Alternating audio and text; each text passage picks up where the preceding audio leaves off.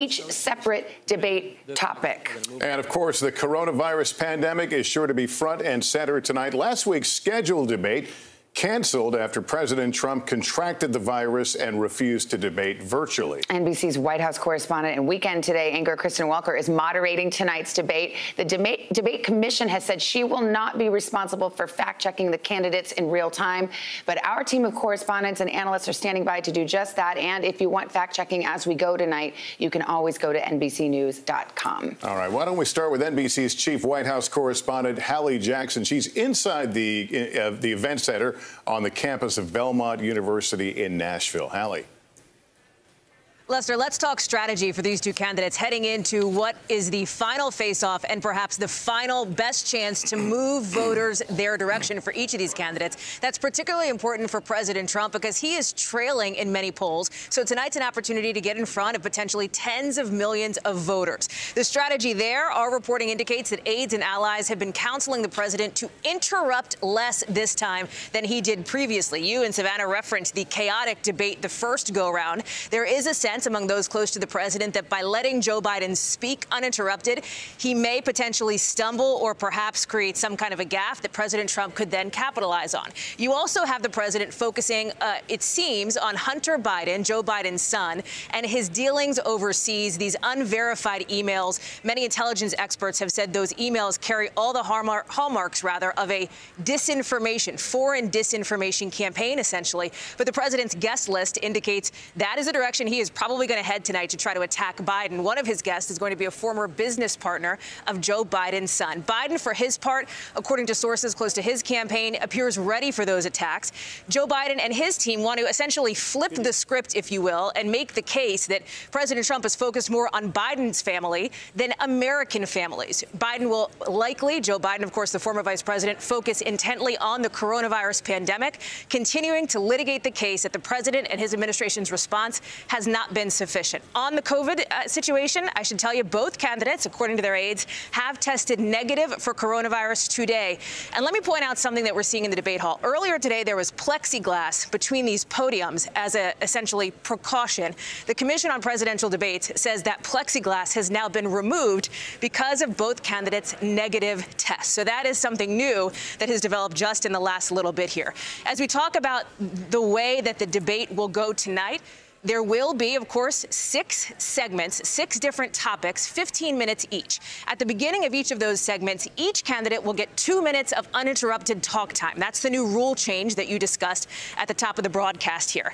After that, there will be open debate. And we should point out, it's not the moderator who's controlling the microphones. That is up to the Commission on Presidential Debates.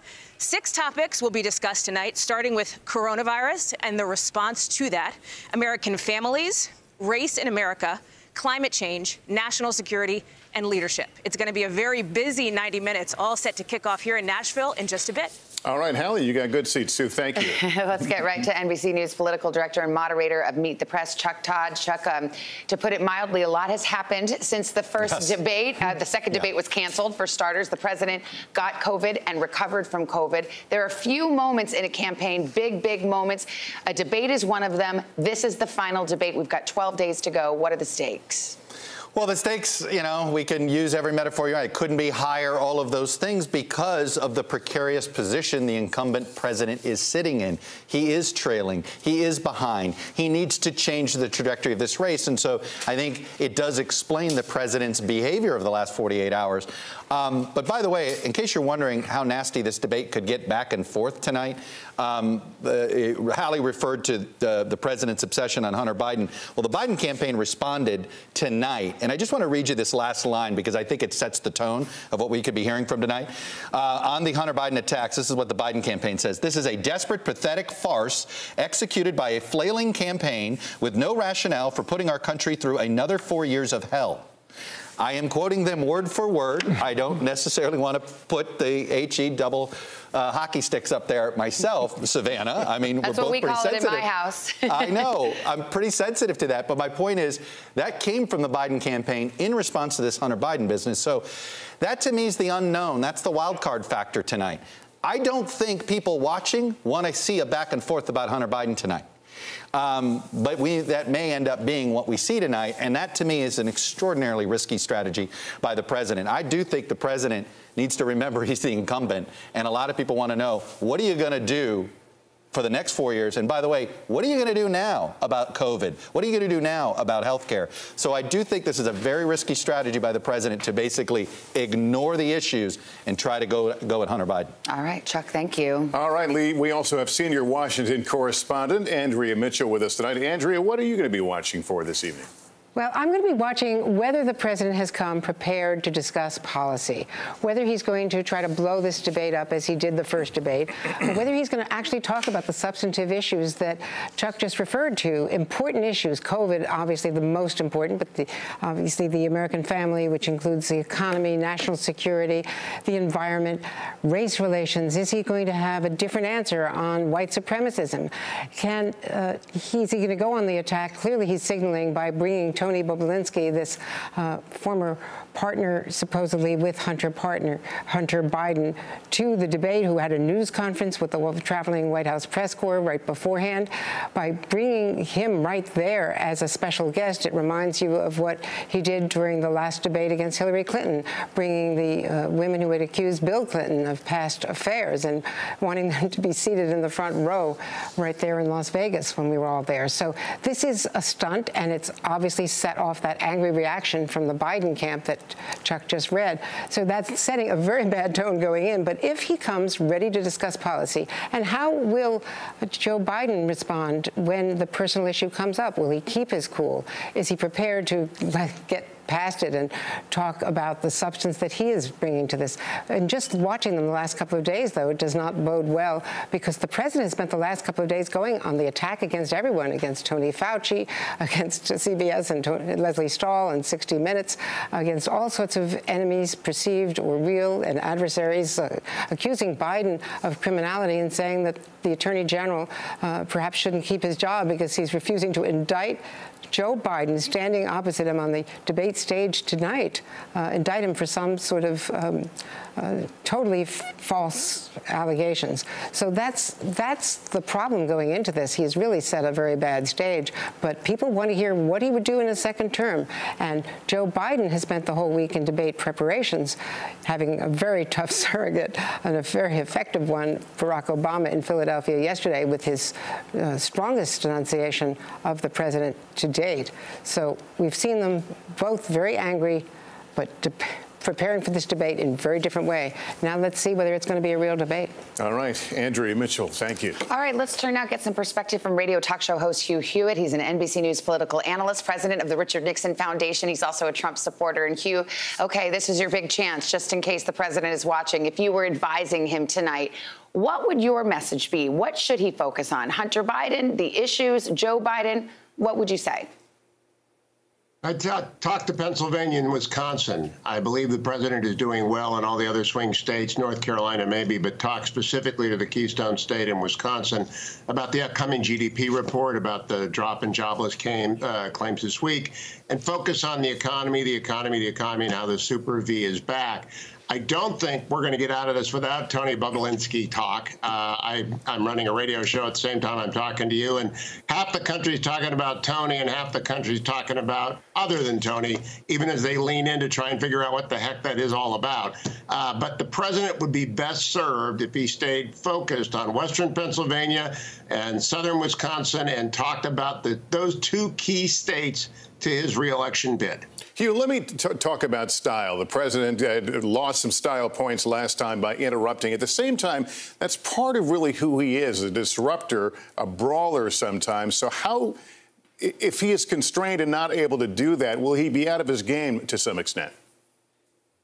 You know, I don't think so. In fact, I think the 2-minute warning thing that they're giving them, 2 minutes to talk, is going to force him actually to make sure he has his message points lined up for those 2 minutes. He clearly, in the first debate, intended to throw former Vice President Biden off of his game by disrupting whatever plan the former vice president had. Tonight, I think he's going to look more directly into camera. I was talking to Mark Meadows on my radio show yesterday and defending our colleague Kristen Welker about her being very, very fair. And the chief of staff said he'd take that back to the president. The one thing he can do that would be terrible is to attack Kristen. That would make a huge mistake for the American people to see. And so I hope he talks into camera.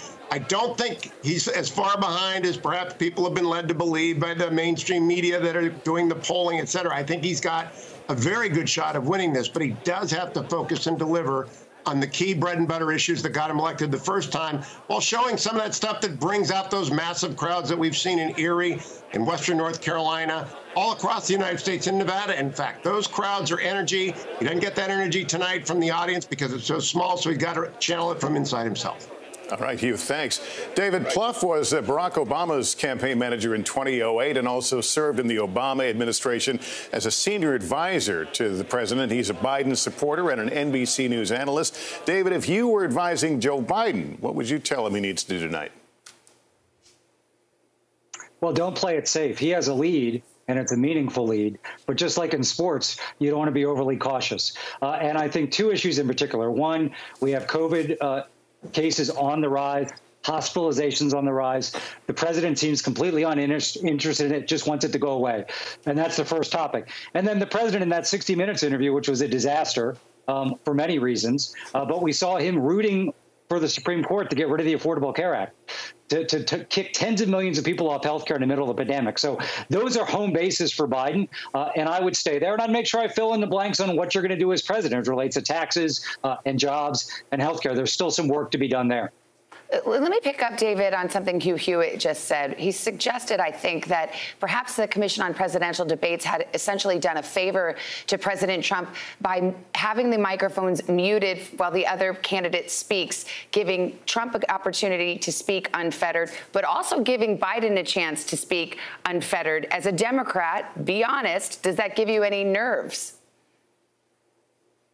Doesn't give me nerves, but that means I guess there'll be 12 minutes of the debate where Trump can't interrupt. The last debate was a disaster for him because he did interrupt. So I wouldn't mind having the mics be just like they were last time because that didn't serve him well. But I assume they'll get into this. And on the Hunter Biden thing, listen, that is not what the American people care about. They care about their family. The American family's hurting. And it'll be interesting because I don't think the Trump brain trust is going to be in the political Hall of Fame. OK, but they're telling him not to spend the whole debate on Hunter Biden. Don't attack Kristen Welker. Make your case, which he's yet to do, about why people should rehire him. But the question is, he's running the campaign. And will he listen or not? And so that's the most important thing to me is, do we get just a slightly more muted version of Donald Trump from the first debate? Or is he really going to try and make a case? I don't think he can do it successfully to the American people. And this is it. If you don't wake up tomorrow, if he doesn't wake up tomorrow, and if he can't say definitively the race has changed for the better, this is not his best. It's his only hope to change the trajectory of the race because it's the only time he's going to have this kind of audience. All right, David Plouffe, we're just getting started here. 45 minutes until this last debate takes place. We're going to take a quick break here. Back with a look at the mood inside the Trump and Biden campaigns tonight.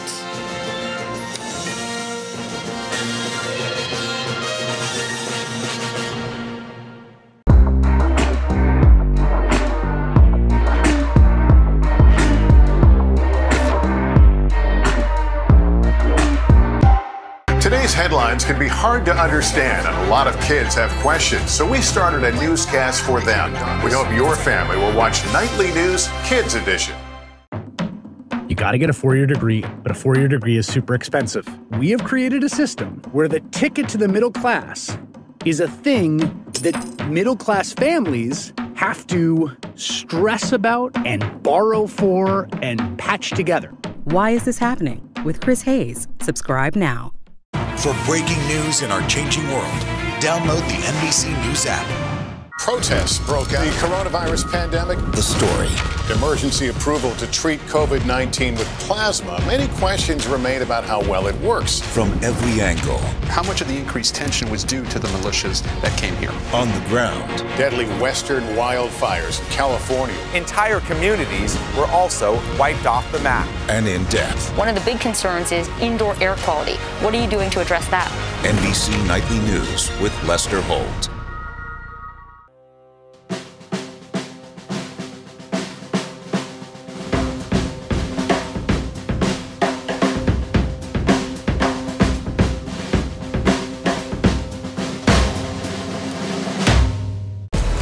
firefighters have had more favorable conditions, allowing them to push the flames away from homes, but the wind can change all of this on a dime.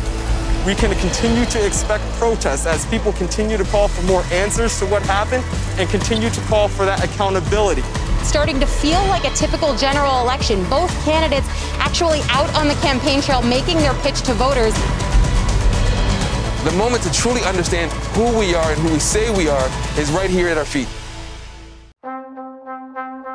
By mail, early in person, or on Election Day. Each state has its own set of rules for the way we cast our ballots. Yes, it's a little confusing. That's why we have to figure it out now. Take 15 minutes and plan your vote.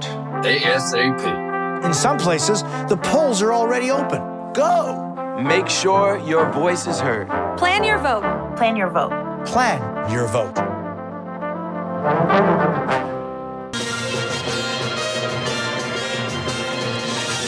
We are back. Our special coverage of the final presidential debate is now less than an hour away. We want to check in with NBC White House correspondent Jeff Bennett. So, Jeff, we know the president has an uphill battle if the polls are to be believed. But what is the campaign saying about that right now? Well, privately, Savannah, campaign aides are projecting confidence, as you might expect. But there does exist this disconnect as it relates to the campaign between what campaign aides would have their candidate do and what the candidate himself, President Trump, is inclined to do. So even as campaign advisors suggest that it would be beneficial for President Trump to be more affirmative tonight, to offer some policy prescriptions, to be less combative, to be calmer, to interrupt less, it's not clear that President Trump is inclined to follow that advice. As we know by now, he views himself as his best campaign advisor, and he has not at all really appeared to be constrained by any sort of outside advice or guidance. And judging by his public statements and his tweets this past week, he is really fueling his campaign so far, to the most part, based on grievance. We should also note that the president, we're told, has done less traditional debate prep for this debate tonight than he did for that first one, in part because those aides who helped him, namely Kellyanne Conway and Chris Christie, have been recovering from COVID. And the president, on the tarmac just a couple of days ago, he was asked by reporters how he is preparing, and he said by doing this. And what he meant was by taking questions from reporters and by sparring with them. I have to tell you, a person close to the president told me that the bar has been set so low for him based on his own performance in that first debate that even if he shows a modicum of restraint, it should reflect well on him. Savannah, Lester? All right, Jeff, thank you. NBC's Peter Alexander is outside the debate hall in Nashville. Peter, let's talk about the Biden campaign. The vice president has been off the stump for many days now, ostensibly preparing for this night, and that certainly raised some conversation. How are they feeling tonight? Yeah, Lester, I think the Biden campaign is feeling confident. They know that the challenge is for the president to try to change the trajectory of this race. They want Biden to present himself as stable, steady, and competent tonight. And one Biden advisor this evening circled a key figure for me, the number 12. That is the number of uninterrupted minutes that Joe Biden and Donald Trump will get to use to speak tonight. They described this as a gift, where you have a direct line to tens of millions of Americans to speak. The Trump folks have said that they want Biden to have that opportunity. They think that he'll struggle with it. The Biden folks say that's his real chance to build a relationship to that audience. They believe there are still some unconvinced voters out there that want to hear from Joe Biden on issues like his plan for coronavirus, his plan to help rebuild the economy going forward. As for some of Biden's vulnerabilities as it relates to Hunter Biden, this advisor tells me that sometimes your perceived vulnerability is actually a potential strength, that he should use that as an empathetic moment, as he did in the first debate, saying that he's proud of his son. And on the issue of court packing that's become so contentious, with Biden struggling in recent weeks to sort of come up with a real answer about how he would resolve that if he were to become president, Biden earlier today in a clip released by 60 Minutes trying to neutralize that controversial issue, saying that as president, he would put together a bipartisan commission to study issues related to the court, including the topic of court packing, perhaps term limits as well. 180 days they would focus on that, bring him the recommendations, a way to sort of buy some time on this issue and, in fact, try to neutralize it if it becomes an issue during tonight's debate.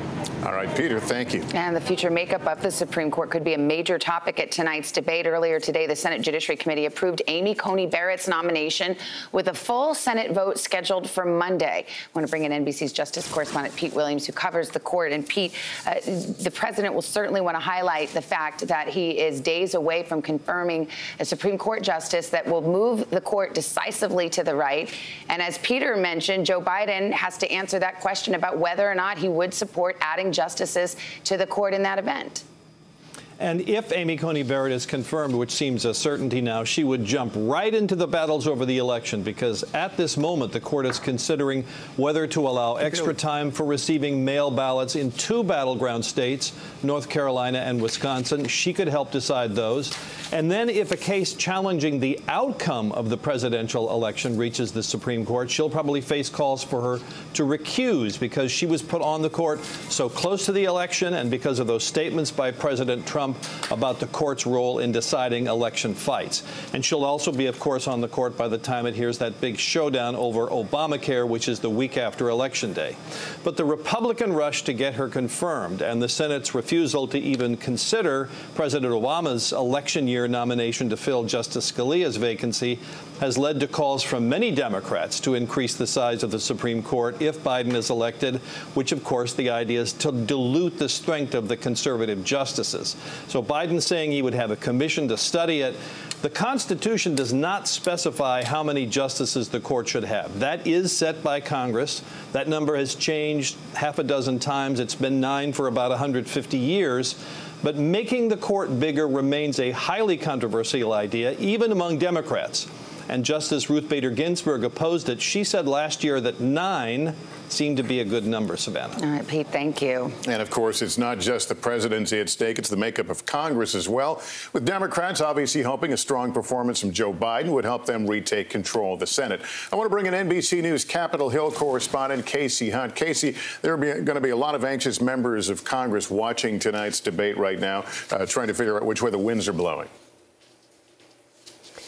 That's an understatement for sure, Lester. And the anxiety, frankly, is incredibly high among Republicans. When we look at the polling numbers for President Trump, the reality is they are very, very tough for Republicans who are also going to be on the ballot with him, particularly in the Senate, where control is really on the line. And one thing I'm going to be watching for, if we see a performance from the president tonight, like we saw in the last debate, it was widely panned. Republicans were very frustrated with how he interrupted and derailed the event. I think you may see more Republicans break from the president if he turns in a similar performance tonight. And this is something that we have been watching for the entirety of the Trump administration. And there have only been some cracks that have started to emerge really in the last couple of weeks. Senator Ben Sasse from Nebraska, a conservative, yes, but he, after winning his primary, he told constituents in Nebraska that he really didn't approve of the president. He used some really harsh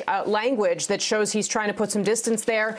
The senator from Texas, John Cornyn, the Senate race in Texas is unexpectedly close because President Trump is so unpopular. That's normally not a race that we would be talking about if we were considering what was going to flip from Democratic to Republican in something like this. So the Senate is really on the line, control of the Senate in a way that we did not necessarily expect. And of course, the House of Representatives at this point strongly in Democratic hands, but frankly, Democrats are expecting they're likely to pick up a handful of House seats, so they could solidify that majority as well. So I think a lot on the line, as you say, for these Republicans in particular, who really have been struggling to deal with the way that this president conducts politics, even as he has put many of the policies that they support and many of the judges that they support onto the bench and signed into law, Lester. All right, Casey, thanks. And one thing we can't lose sight of throughout the evening is millions of people have already voted in this election day. So keep that in mind. The final presidential debate just about 40 minutes away now. We're going to take a break. We'll be back with more of our special coverage.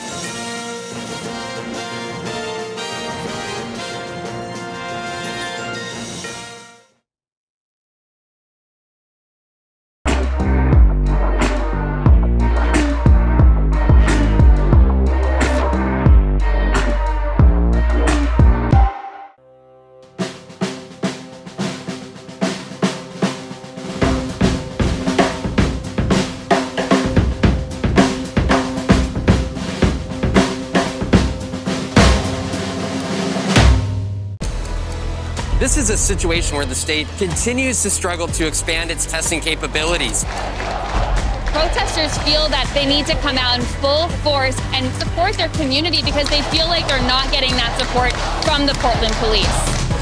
Another election day coming up against the backdrop of how to keep voters safe amid a pandemic. The moment to truly understand who we are and who we say we are is right here at our feet. You got to get a 4-year degree, but a 4-year degree is super expensive. We have created a system where the ticket to the middle class is a thing that middle-class families have to stress about and borrow for and patch together. Why is this happening? With Chris Hayes. Subscribe now. You're watching NBC News Now. We've got some breaking news. We actually saw a large convoy of the National Guard come through here. It's news made for your streaming world. Live weekdays starting at 6 a.m. Eastern. This morning across the country, what the new normal for schools will look like. Many teachers left making tough choices between the job they love and their family. What am I going to decide? Take care of my children or have a job? That's an impossible decision. You're creating a little community school. This is a moment where we can just develop ourselves and develop our community. Let's turn it over to students. How do they really feel about returning to school? What I miss is my teachers. They are resilient. A surge in coronavirus infections. New developments on several fronts. The story. Tonight, the U.S. shattering the record for most COVID cases in a single day. From every angle. What's your level of concern that the kids who have been told they're going to be home indefinitely won't be able to catch up? On the ground. Do you have faith that this is going to bring about change soon? And in depth. Here in Portland, more protests expected tonight. Do you think that police in this country are under attack? NBC Nightly News with Lester Holt. The news business is dynamic and probably has never been more important. With all that we're facing, I am so proud to bring the perspective of a Black woman, a daughter of immigrants, the wife and mother of a husband and kids who sadly are more vulnerable to police violence because of their color, a proud nerd, and a representative of the emerging America to cable TV news. I hope the great Gwen Ifill and my mom, Philomena Carolina, will look down from heaven and be proud.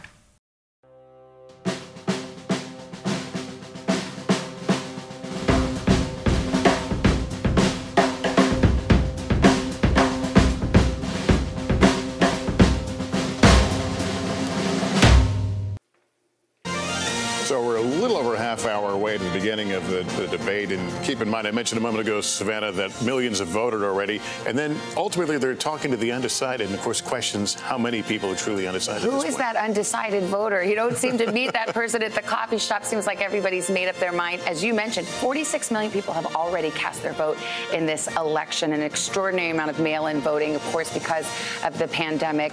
But the undecided voter, that's the prize. Somebody who could be persuaded. And will this debate do the trick? We're going to take a quick break. Be right back with more of our special coverage of the final presidential debate of 2020.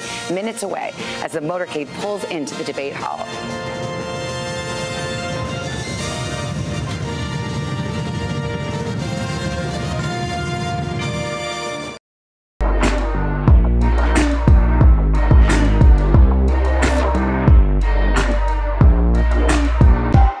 Today's headlines can be hard to understand, and a lot of kids have questions, so we started a newscast for them. We hope your family will watch Nightly News Kids Edition. You got to get a 4-year degree, but a 4-year degree is super expensive. We have created a system where the ticket to the middle class is a thing that middle-class families have to stress about and borrow for and patch together.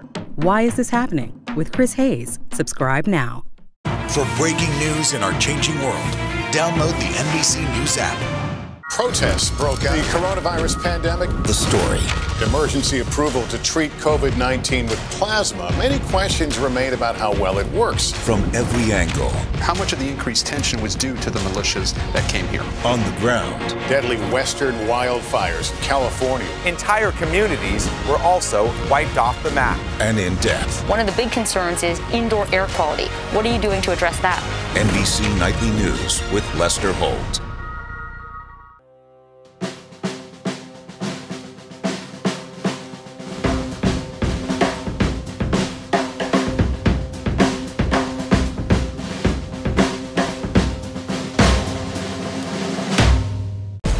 Firefighters have had more favorable conditions, allowing them to push the flames away from homes, but the wind can change all of this on a dime. We can continue to expect protests as people continue to call for more answers to what happened and continue to call for that accountability. Starting to feel like a typical general election. Both candidates actually out on the campaign trail making their pitch to voters. The moment to truly understand who we are and who we say we are is right here at our feet. By mail, early in person, or on Election Day. Each state has its own set of rules for the way we cast our ballots. Yes, it's a little confusing. That's why we have to figure it out now. Take 15 minutes and plan your vote. ASAP. In some places, the polls are already open. Go! Make sure your voice is heard. Plan your vote. Plan your vote. Plan your vote.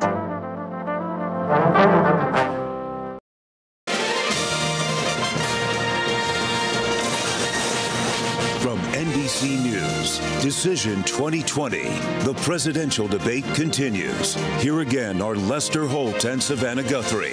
Hi, everybody. Good to have you with us, and welcome back to NBC News special coverage of the final presidential debate between Republican incumbent President Donald Trump and the Democratic challenger, former Vice President Joe Biden. This will be the final debate between the two. It's taking place tonight right there, Belmont University in Nashville, Tennessee. Of course, this is only the second debate for the candidates. There were supposed to be 3, but President Trump refused to participate in what would have been the second. You following me here? When the Commission on Presidential Debates asked for it to be done virtually after the president contracted coronavirus. So that's a long way of saying this is their second debate. The second debate, and it's the last debate. And you're going to notice one big change from the last one between the president and Joe Biden. There were a lot of interruptions. You probably remember that. So tonight, for the first 2 minutes of each segment, the candidate who is speaking will get to do so uninterrupted because the microphone of the other candidate will be muted by the Presidential Debate Commission. And tonight's debate being moderated by NBC's White House correspondent and Weekend Today anchor Kristen Welker. The Debate Commission says she will not be responsible for fact-checking the candidates, but our team of correspondents and analysts is standing by to do just that. And for real-time fact-checking, you can go to NBCnews.com. The start of the debate just about 30 minutes away. The hall is filling up already. That is where we find NBC's chief White House correspondent, Hallie Jackson. She's in the house tonight. Hey, Hallie, what's going on? Hey, Savannah. So we understand that the former Vice President Joe Biden has now arrived here at the debate hall. He will be followed shortly, within minutes, of course, by President Trump. Their motorcades traveling through Nashville to get here to Belmont University. And you can see behind me, things are starting to fill up. We've seen a lot of people. I have to tell you, and I think you're probably able to see it from your vantage point on camera as well, everybody that we've seen is wearing masks. This is a mandate. This is something that is a requirement from the Commission on Presidential Debates. You can see everybody there following it for now. The surgical masks specifically on a lot of folks. People who were entering the hall had to show proof of a negative COVID test. We know that both candidates, according to their aides, have been tested negative today for the coronavirus. That is something that President Trump did on Air Force One on the way here, according to his chief of staff. You often get a sense as we look at sort of the guests in the hall, the people who are in attendance here, of the debate strategies for each candidate. We've talked a lot about who President Trump is bringing as his surprise guest. But look at who Joe Biden is bringing as well. His campaign says he will have in the audience 2 small business owners who are struggling in the pandemic. Another example of the way that the former vice president is looking to keep the focus on the administration's coronavirus response. I'll tell you that because of the masks, it can be a little tricky to do some spotting from our vantage point up here high, but we have seen Ambassador Nikki Haley here. There is a seat marked out for her as well on the floor. And musician Kid Rock is also in attendance as well. I'm told that he has a restaurant here in Nashville. He has been somebody who has been vocal about his support for President Trump. I expect that we'll see more people come in the next couple of minutes here, including, of course, members of the Trump family once they do arrive. The First Lady is traveling with President Trump. It's notable that this is the first time we are seeing her publicly since her coronavirus diagnosis. Remember, she came down with COVID, has recovered, but she did not attend a rally just recently because of what her spokesperson, her chief of staff, said was a lingering cough. So this will be an opportunity to see First Lady Melania Trump as well as members of the Trump family, including Eric Trump and Ivanka Trump as well. Lester. All right, Hallie, thank you. NBC's political director and moderator of Meet the Press, Chuck Todd, is here with us now. Chuck, let's talk about the state of the race. Joe Biden is leading in the polls. Democrats obviously not going to spike the football quite yet because of 4 years ago. But what is the Trump path to victory? What line could he follow to victory? Well, look, it's gotten really narrow since the last debate. I mean, one thing I want to point out here is that since that last debate that they had, Joe Biden started to solidify some leads in Michigan.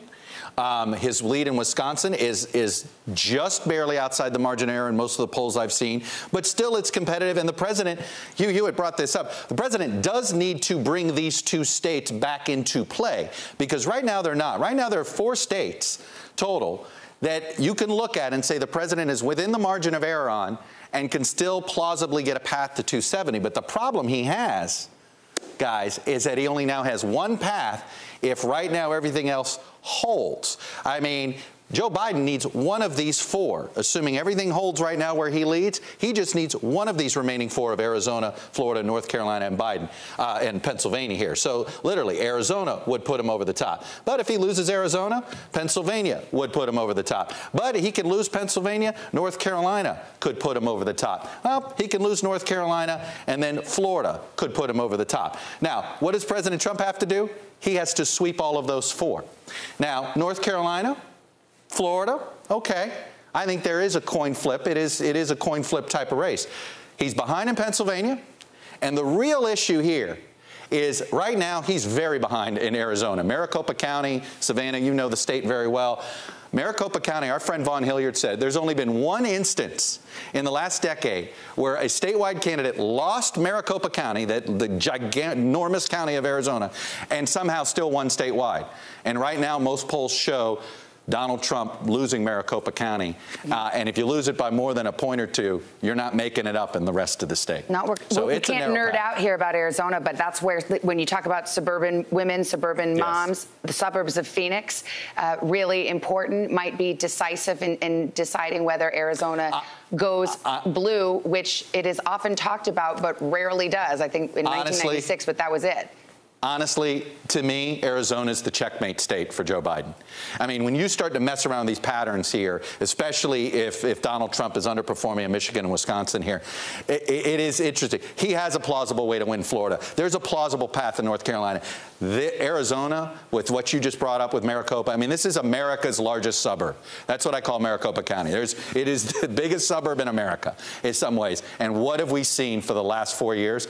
Donald Trump's political support in the suburbs has been just collapsing. All right, we'll keep an eye on that. Of course, the coronavirus pandemic is certain to be a big topic at tonight's debate. In fact, we know it will be. Dr. John Torres is NBC's senior medical correspondent, and it's almost a time to look at it before we hear the back and forth, John, for you to just kind of give us a state of the union, a state of the pandemic, where we are tonight. And Savannah, I think the numbers speak for themselves. Right now, we're talking over 8 million cases since the pandemic started, over 220,000 deaths. And if you look at deaths per 100,000, we are still one of the top 5 deaths in the world as far as countries are concerned. But even looking since the last debate, what we're seeing are surges across the country. We're seeing states that have more cases than they've ever had, states that are setting up surge tents because their capacity is getting overwhelmed in their hospitals. And even looking at the debate itself, what we're noticing is they've made a few last-minute changes here. Both President Trump and Vice President Biden tested negative, and so they talked to Dr. Fauci and said, do we need barriers? And Dr. Fauci said, you know, those barriers give you a false sense of security. As long as they social distance, as long as they're negative, we don't need those. So it's even affecting the debate right now. But this is probably the topmost thing on Americans' minds. Where are we going with the debate, with the coronavirus? Are we going to be safe? And what are they going to do to keep us safe, Savannah? That's the important question. Yeah, and then the obvious question, what about the economy and the effect the pandemic has had on the economy? The two are certainly related. We're going to take a quick break and be back with a look at what both candidates need to accomplish during this evening's debate. We'll be back.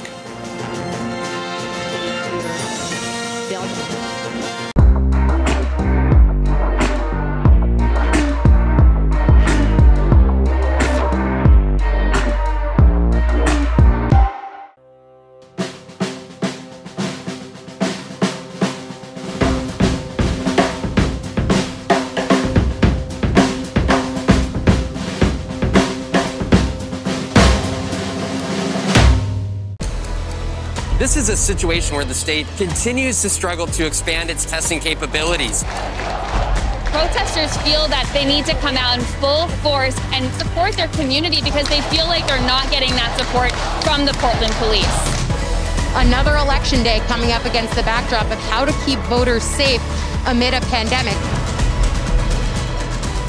The moment to truly understand who we are and who we say we are is right here at our feet. You got to get a four-year degree, but a four-year degree is super expensive. We have created a system where the ticket to the middle class is a thing that middle-class families have to stress about and borrow for and patch together. Why is this happening? With Chris Hayes. Subscribe now. You're watching NBC News Now. We've got some breaking news. We actually saw a large convoy of the National Guard come through here. It's news made for your streaming world. Live weekdays starting at 6 a.m. Eastern. This morning across the country, what the new normal for schools will look like. Many teachers left making tough choices between the job they love and their family. What am I going to decide? Take care of my children or have a job? That's an impossible decision. You're creating a little community school. This is a moment where we can just develop ourselves and develop our community. Let's turn it over to students. How do they really feel about returning to school? What I miss is my teachers. They are resilient. A surge in coronavirus infection. Developments on several fronts. The story. Tonight, the U.S. shattering the record for most COVID cases in a single day. From every angle. What's your level of concern that the kids who have been told they're going to be home indefinitely won't be able to catch up? On the ground. Do you have faith that this is going to bring about change soon? And in depth. Here in Portland, more protests expected tonight. Do you think that police in this country are under attack? NBC Nightly News with Lester Holt. The news business is dynamic and probably has never been more important. With all that we're facing, I am so proud to bring the perspective of a Black woman, a daughter of immigrants, the wife and mother of a husband and kids who sadly are more vulnerable to police violence because of their color, a proud nerd, and a representative of the emerging America to cable TV news. I hope the great Gwen Ifill and my mom, Philomena Carol Lamina, will look down from heaven and be proud. Today's headlines can be hard to understand, and a lot of kids have questions, so we started a newscast for them. We hope your family will watch Nightly News Kids Edition.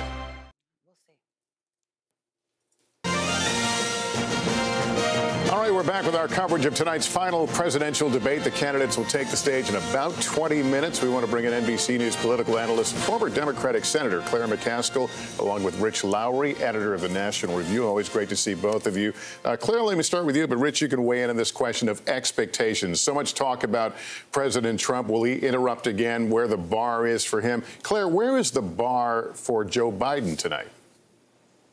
Well, I think Joe Biden has to be his authentic self. His campaign themes have been consistent. He wants to unite the country. He has specific plans that I hope he gets a chance to lay out tonight, courtesy of the mute button. And if he does that, he's in a commanding position in this race. He really just needs to stick to his plan, stick to his policy, and show off his kind personality. Rich, how about you weigh in? What I think Lester's question was, what's the bar for the president? What does he need to do tonight? Yeah, well, clearly he needs to be on offense without being offensive. And he doesn't have to be as gentle as a kitten, but he just can't be as obnoxious as last time, which really ended up hurting him. And I think one really strange dynamic in this race, Savannah, is the number one issue in this campaign is the economy. Pretty much the one issue where Trump leads, at least in most polls, is the economy, yet he hasn't hammered that issue home the way you would expect. Can he make some progress on that tonight? Well, Rich, let me ask you, because all signs point to the president really wanting to make a meal out of Hunter Biden tonight. He even invited a special guest related to all of those allegations. Is that a wise strategy to raise that issue? He's clearly going to bring it up. I think it's a totally legitimate issue. I think in recent days it's become clearer and clearer that these emails that came to light in a strange way in this Delaware repair shop seem to be authentic and speak to, at the very least, sleazy business practices. But I'm just not sure how much it'll get the president, even in the best of circumstances, because the way Joe Biden deflects is just to say, this isn't proven, and leave my family out of it.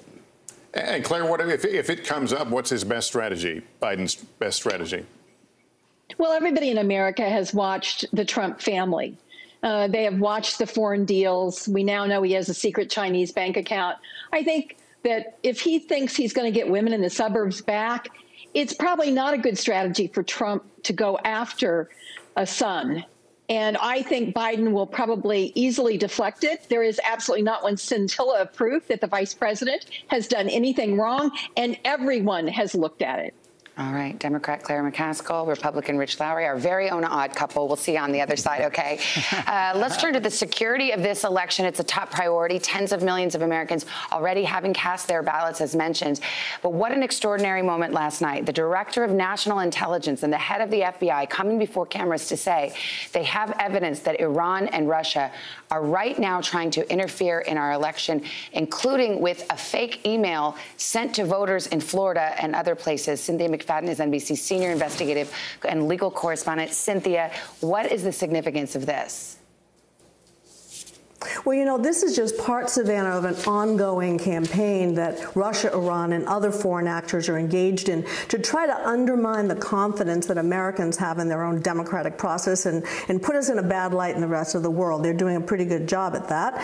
Also, to aid one candidate or another. You know, in addition to those kinds of misinformation campaigns that we heard about last night, intelligence officials tell us that they are on the lookout for ransomware attacks on cities and states leading up to the election to try to throw cities and states off balance, as well as actual attacks on the election system. They are well aware of the havoc that could ensue if, let's say, a voter registration system goes down in some city on election day. But, you know, meanwhile, talking about security, meanwhile, 60% of Americans are going to vote using mail-in ballots this year. That's compared to 20% in 2016. So it creates a massive challenge both for election officials as well as voters. I mean, all the studies show that the more you vote by mail, the better you get at it. And if you haven't had experience, which most Americans have not, there are mistakes that can be made that'll get your ballot thrown out. Now, in general, 1% of absentee or mail-in ballots have been thrown out. Experts tell us that that number could spike by 300% this year. That would be concerning because those are the kind of margins in some of the swing states in which elections can be decided. You know, bottom line, COVID has exposed many cracks in American society, none more so than our election system. You know, 30% of Americans still vote on machines that are at least 10 years or older, which means that security patches for cybersecurity problems can't be made, that repairs can't be made, parts aren't even made for these machines anymore. You know, the experts tell us that while the voting system is fundamentally safe, one expert group says an American is more likely to be struck by lightning than to engage in election fraud. There are problems in our system, and those are going to be on full display both in the week leading up to the election and on November 3rd. States asked for about $4 billion to try to fix things up from Congress, and Congress declined to assist. Well, Savannah? And it bears repeating, the last election, presidential election, decided by about 60,000 votes in 3 states. So the stakes, of course, are very high. We're going to be right back. 10 minutes until the debate starts. We've got more of our coverage right after this.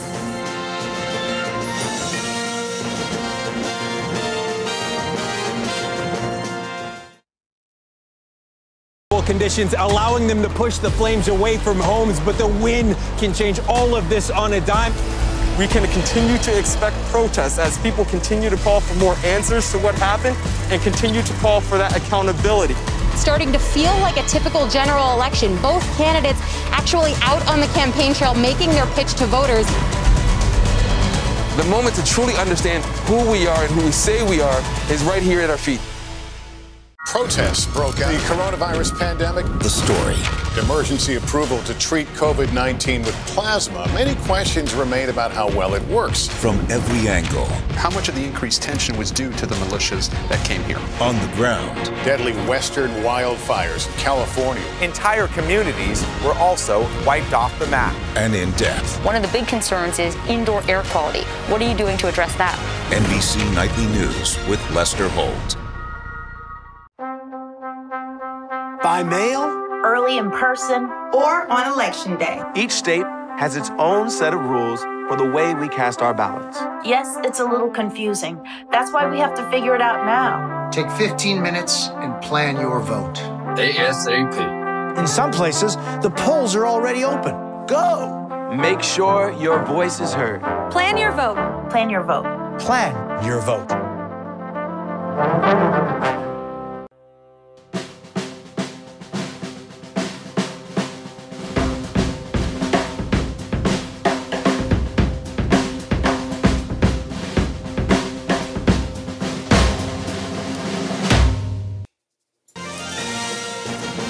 Welcome back. The stage is literally set in Nashville. We're less than 10 minutes away now from the start of the final presidential debate of 2020. Let's get to NBC's Peter Alexander, who is in Nashville this morning. Peter, you've been talking to the Biden campaign. What's the mood right now?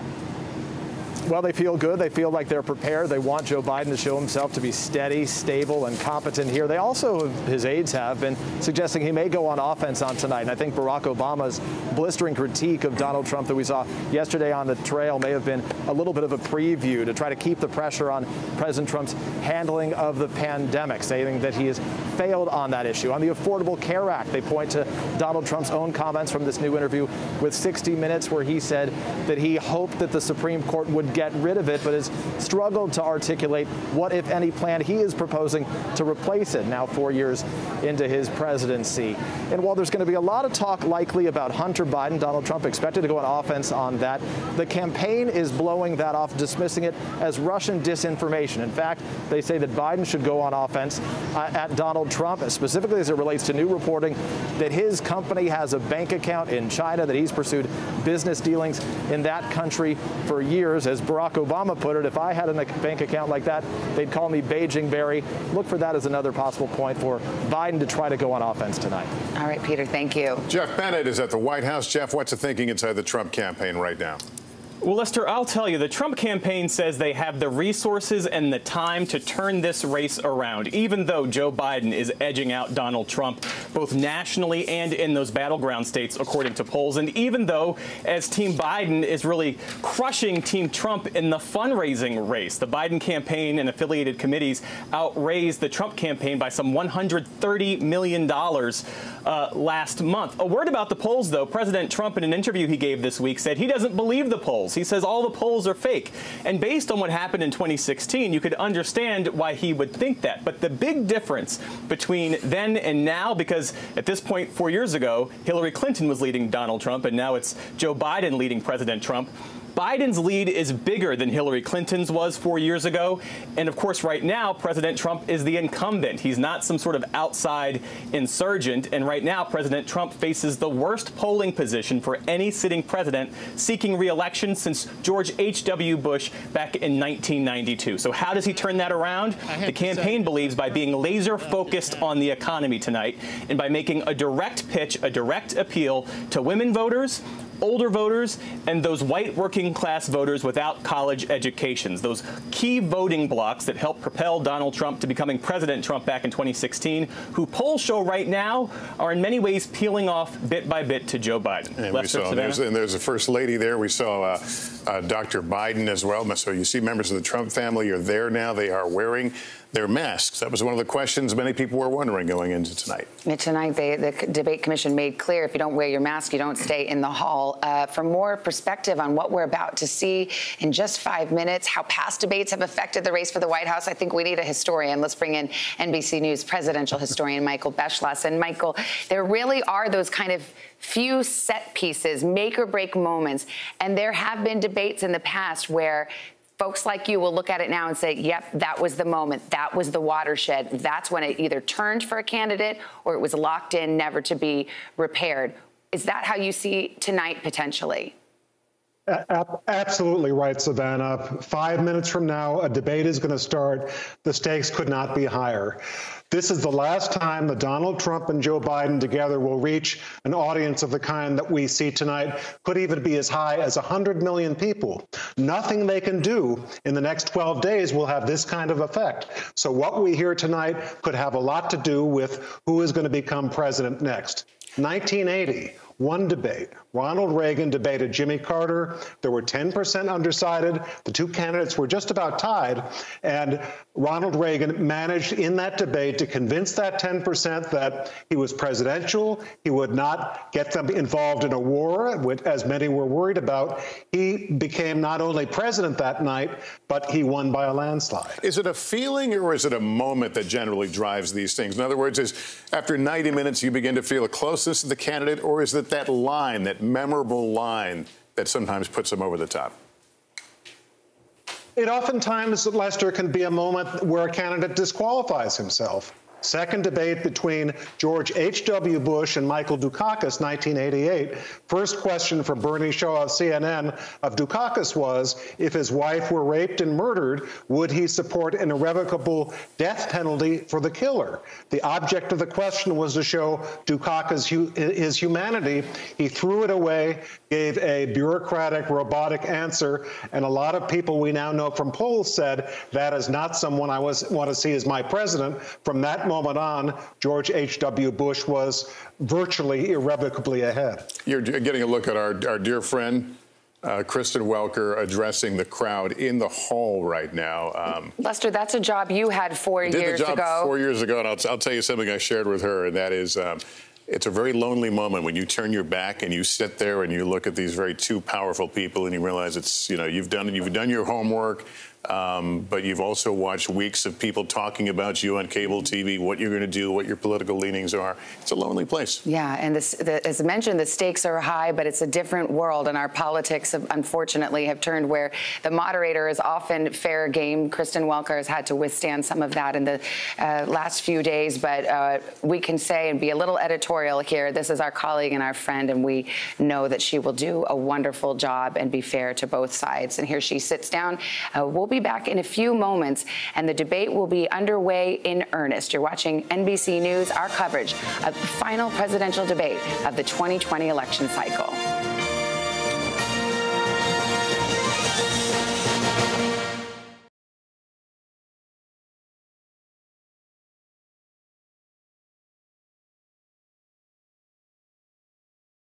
More favorable conditions, allowing them to push the flames away from homes, but the wind can change all of this on a dime.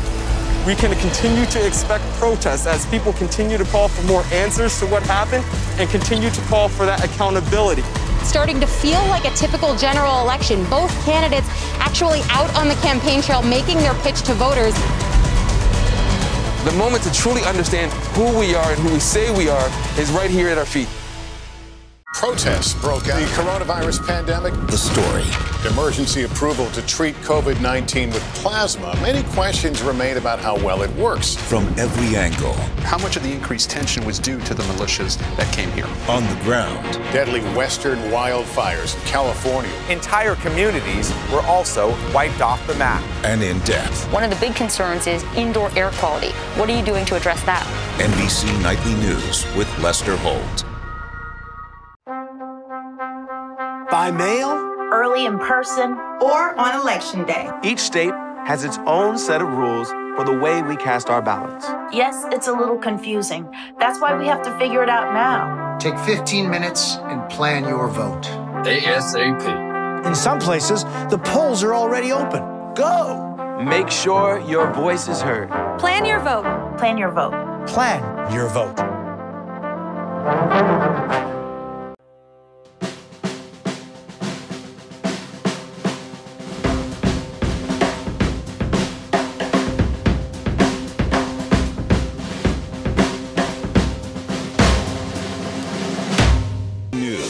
The presidential debate. Here are Lester Holt and Savannah Guthrie. Good evening, everyone. Welcome to our coverage of the second and final 2020 presidential debate. Republican incumbent President Donald Trump and his Democratic challenger, former Vice President Joe Biden, are about to take the stage with the election now just 12 days away. But keep in mind, people have been voting now for weeks in some places. The stakes are higher than ever. Tonight is the best last chance, if you will, for the candidates to make their case to a national audience before Election Day on November 3rd. The candidates are going to face off in just a few moments. We're about 3 minutes away. There's the stage, Belmont University in Nashville, Tennessee. Now, you may remember the first debate. It was filled with interruptions, quite unorthodox. The Commission on Presidential Debates decided then to change the rules a bit. Yeah, the microphone of the candidate who isn't speaking will be muted for the first 2 minutes of each separate debate topic. Well, let's get to, I should say NBC's White House correspondent and Weekend Today, Kristen Welker, is moderating tonight's debate. The Debate Commission says she will not be responsible for fact-checking the candidates, but our team of correspondents and analysts is standing by to do just that. And for real-time fact-checking, you can go to NBCnews.com. Well, we just saw a few moments ago the guests have now been seated. The candidates are waiting to take the stage. Let's get to NBC's chief White House correspondent, Hallie Jackson. She's inside the debate hall. Hallie, set the scene. Savannah, so much anticipation here at Belmont University tonight. You can hear a pin drop in the room before these two candidates walk out on stage to begin their final face-off. Watch for President Trump to go after former Vice President Joe Biden's son, Hunter Biden, and unverified emails about his business dealings, a story that many intelligence experts say has all the hallmarks of a foreign interference campaign. For his part, Joe Biden is expected to keep his focus squarely on the coronavirus pandemic and the president's response to that, giving his message directly to American voters. There is the potential, of course, for interruptions, although the mic muting that you discussed at the top of the broadcast could help that. We should note that moderator Kristen Welker is not responsible for that mute button. That falls on the Commission on Presidential Debates. Savannah? All right, Hallie. NBC's political director and moderator of Meet the Press, Chuck Todd, will be watching along with us. Chuck, lay it out. What's at stake here tonight? Well, this is Donald Trump's last chance to change the trajectory of this race. But let's be realistic here. I think that's what we're all trying to figure out tonight is everybody around Donald Trump has told him what he needs to do. The question is, will he change his behavior from the first debate? The first debate did real damage to his campaign. He has to have a good debate performance tonight. I don't know if he can. If he's obsessed with Hunter Biden, I don't know if he can have a good debate performance if he does that. All right, Chuck. And we know that they took down the plexiglass that had been put up there earlier, deciding that it wasn't necessary. We saw both of the candidates arrive here just a short time ago and have been in their holding rooms and now about to come out for what was originally going to be the third debate, but ends up being the second and final debate between these two men. We're about 10 seconds away. Kristen Welker at the ready. There are 6 segments, 15 minutes each, a 2-minute statement by each candidate at the top, followed by discussion. And so we will turn it over to our colleague, NBC News' Kristen Welker. Good evening from Belmont University in Nashville, Tennessee. I'm Kristen Welker of NBC News, and I welcome you to the final 2020 presidential debate between President Donald J. Trump and former Vice President Joe Biden.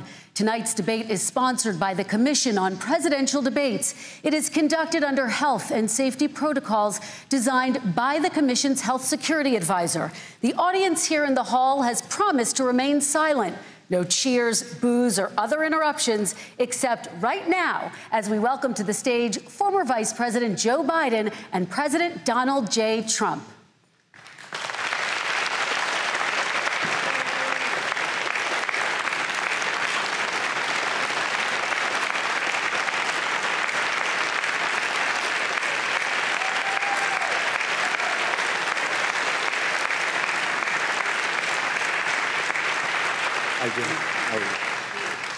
And I do want to say a very good evening to both of you. This debate will cover 6 major topics. At the beginning of each section, each candidate will have 2 minutes uninterrupted to answer my first question. The Debate Commission will then turn on their microphone only when it is their turn to answer, and the Commission will turn it off exactly when the 2 minutes have expired.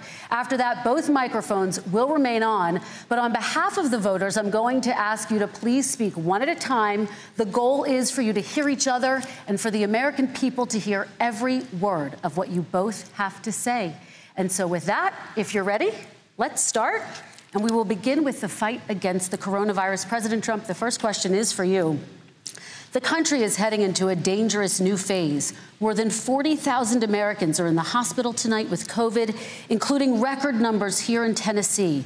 And since the two of you last shared a stage, 16,000 Americans have died from COVID. So please be specific. How would you lead the country during this next stage of the coronavirus crisis? 2 minutes, uninterrupted. So, as you know, 2.2 million people modeled out were expected to die. We closed up the greatest economy in the world in order to fight this horrible disease that came from China. It's a worldwide pandemic. It's all over the world. You see the spikes in Europe and many other places right now.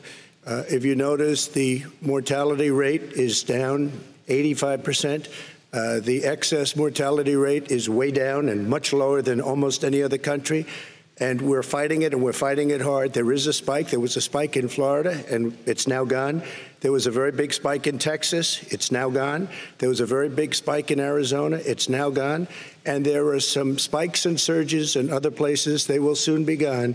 We have a vaccine that's coming. It's ready.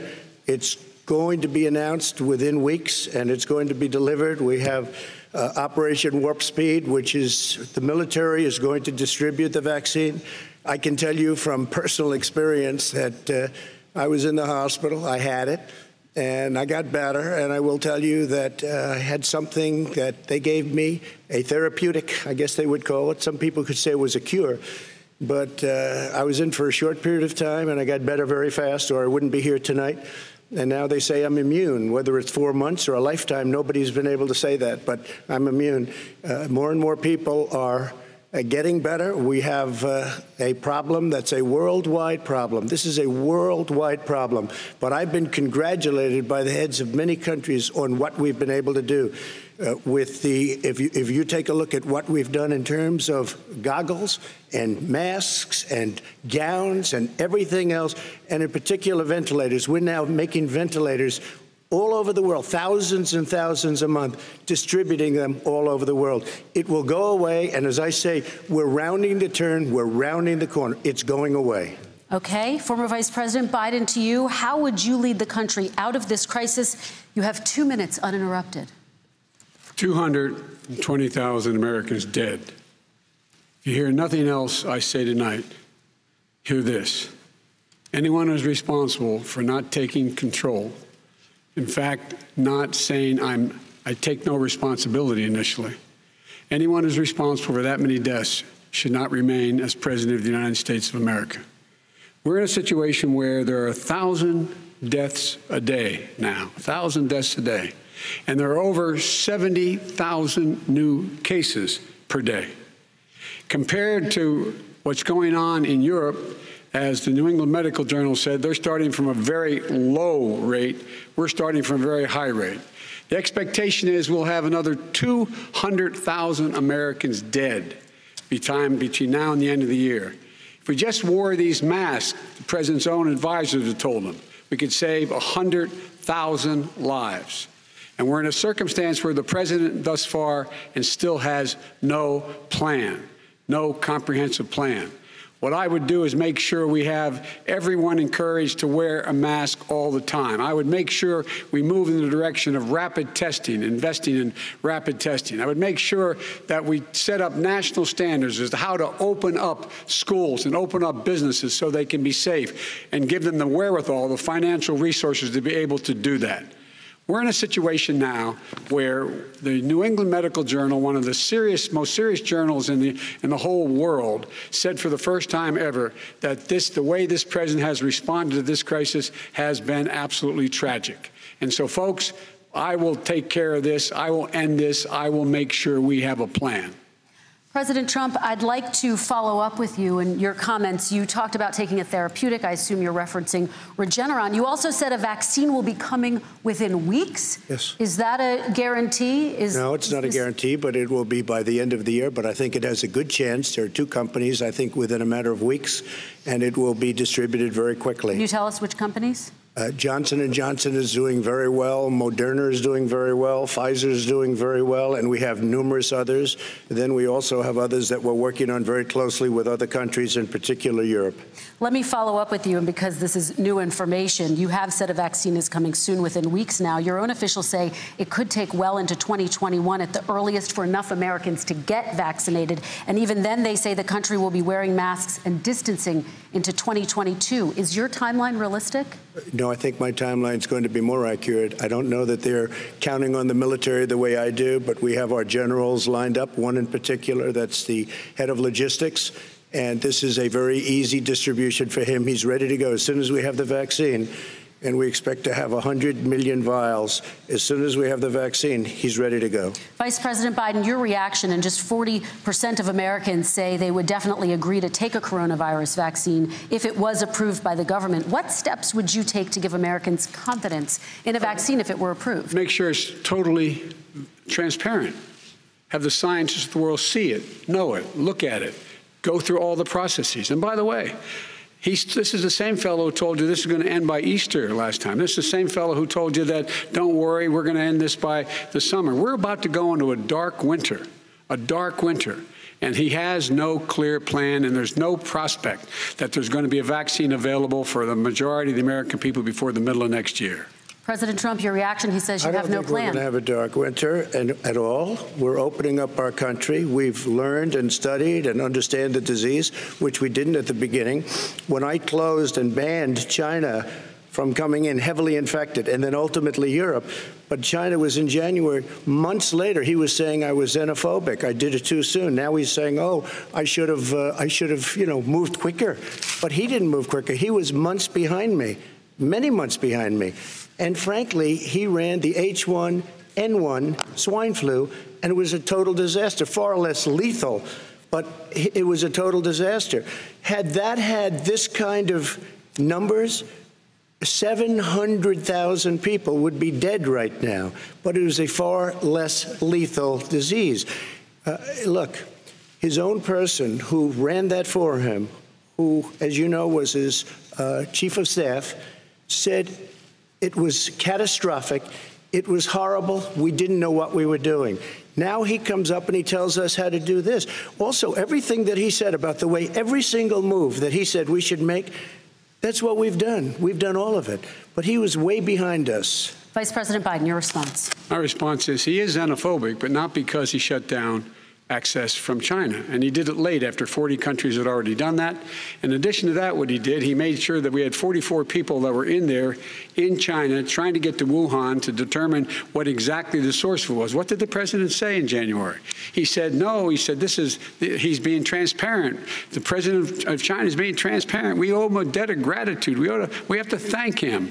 And then what happened was we started talking about using the Defense Act to make sure we go out and get whatever is needed out there to protect people. And again, I go back to this. He had nothing. He did virtually nothing. And then he gets out of the hospital and he talks about, don't worry, it's all going to be over soon. Come on. There's not another serious scientist in the world who thinks it's going to be over soon. President Trump, your reaction? I say over soon. I say we're learning to live with it. We have no choice. We can't lock ourselves up in a basement like Joe does. He has the ability to lock himself up. I don't know. He's obviously made a lot of money someplace, but he has this thing about living in a basement. People can't do that. By the way, I, as the president, couldn't do that. I'd love to put myself in the basement or in a beautiful room in the White House and go away for a year and a half until it disappears.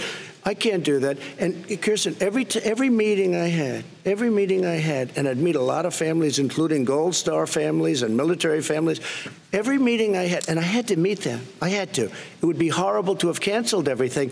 I said, this is dangerous, and you catch it. And, I caught it. I learned a lot. Great doctors, great hospitals. And now I recovered. 99.9% of young people recover. 99% of people recover. We have to recover. We can't close up our nation. We have to open our school, and we can't close up our nation, or you're not going to have a nation. And of course, the CDC has said young people can get sick with COVID-19 and can pass it. Vice President Biden, I want to talk broadly about strategy, though. You have Can I respond to that? 30 seconds, please, and then I have a question. No, number one, he says that we're learning to live with it. People are learning to die with it. You folks home will have an empty chair at the kitchen table this morning. That man or wife going to bed tonight and reaching over to try to touch their, out of habit, where their wife or husband was, is gone. Learning to live with it. Come on. We're dying with it because he has never said, you said it's dangerous. When's the last time? Is it really dangerous still? Are we dangerous? You tell the people it's dangerous now? What should they do about the danger? And you say, I take no responsibility. Let me talk about your two. Excuse me, I take full responsibility. It's not my fault that it came here. It's China's fault. And you know what? It's not Joe's fault that it came here either. It's China's fault. They kept it from going into the rest of China for the most part, but they didn't keep it from coming out to the world, including Europe and ourselves. Vice President Biden.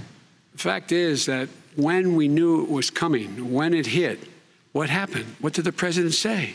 He said, don't worry, it's going to go away. Be gone by Easter. Don't worry. The warm weather. Don't worry. Maybe inject bleach. He said he was kidding when he said that, but a lot of people thought it was serious. A whole range of things the president has said. Even today, he thinks we are in control. We're about to lose 200,000 more people. President Trump. Look, perhaps just to finish this, I was kidding on that, but just to finish this, when I closed, he said I shouldn't have closed. And that went on for months. Nancy Pelosi said the same thing. She was dancing on the streets in Chinatown in San Francisco. But when I closed, he said, this is a terrible thing. You're xenophobic. I think he called me racist even. And because I was closing it to China. Now he says I should have closed it earlier. It just, Joe, it doesn't work. I didn't say either of those things. You certainly did. You certainly did. I talked about a xenophobia in a different context. It wasn't about closing the border to Chinese coming to the United States. All right, I want to talk about both of your different strategies to handling He thought this. I shouldn't have closed the border. Well, that's obvious. Do you want to respond to that quickly, Vice President Biden? Okay. Let's talk about your different strategies toward dealing with this. Mr. Vice President, you suggested you would support new shutdowns if scientists recommended it. What do you say to Americans who are fearful that the cost of shutdowns, the impact on the economy, the higher rates of hunger, depression, domestic and substance abuse outweighs the risk of exposure to the virus? What I would say is I'm going to shut down the virus, not the country. It's his ineptitude that caused the country to have to shut down in large part. Why businesses have gone under, why schools are closed, why so many people have lost their living, and why they're concerned. Those other concerns are real. That's why he should have been, instead of in a sand trap in his golf course, he should have been negotiating with Nancy Pelosi and the rest of the Democrats and Republicans about what to do about the acts they were passing for billions of dollars to make sure people had the capacity. But you haven't ruled out more shutdowns. Well, no, I'm not shutting down the neighborhood, but there are, look, you need standards. The standard is if you have a reproduction rate in a community that's above a certain level, everybody says, slow up. More social distancing. Do not open bars and do not open gymnasiums. Do not open until you get this under control, under more control. But when you do open, give the people the capacity to be able to open and have the capacity to do it safely. For example, schools. Schools, they need a lot of money to open. They need to deal with ventilation systems. They need to deal with smaller classes, more teachers, more pods. And he's refused to support that money, or at least up to now. Let's talk about schools. President Trump, I think we have to respond, if I might. Please, and then I have a follow-up. Thank you, and I appreciate that.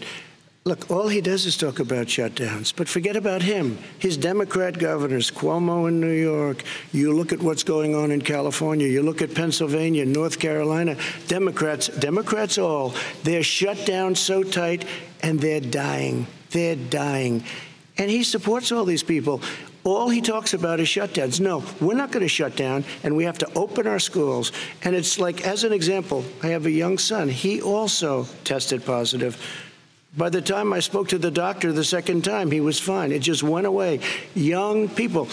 I guess it's their immune system. Let me follow up with you, President Trump. You've demanded schools open in person and insist they can do it safely. But just yesterday, Boston became the latest city to move its public school system entirely online after a coronavirus spike. What is your message to parents who worry that sending their children to school will endanger not only their kids, but also their teachers and families? I want to open the schools. The transmittal rate to the teachers is very small, but I want to open the schools. We have to open our country. We're not going to have a country.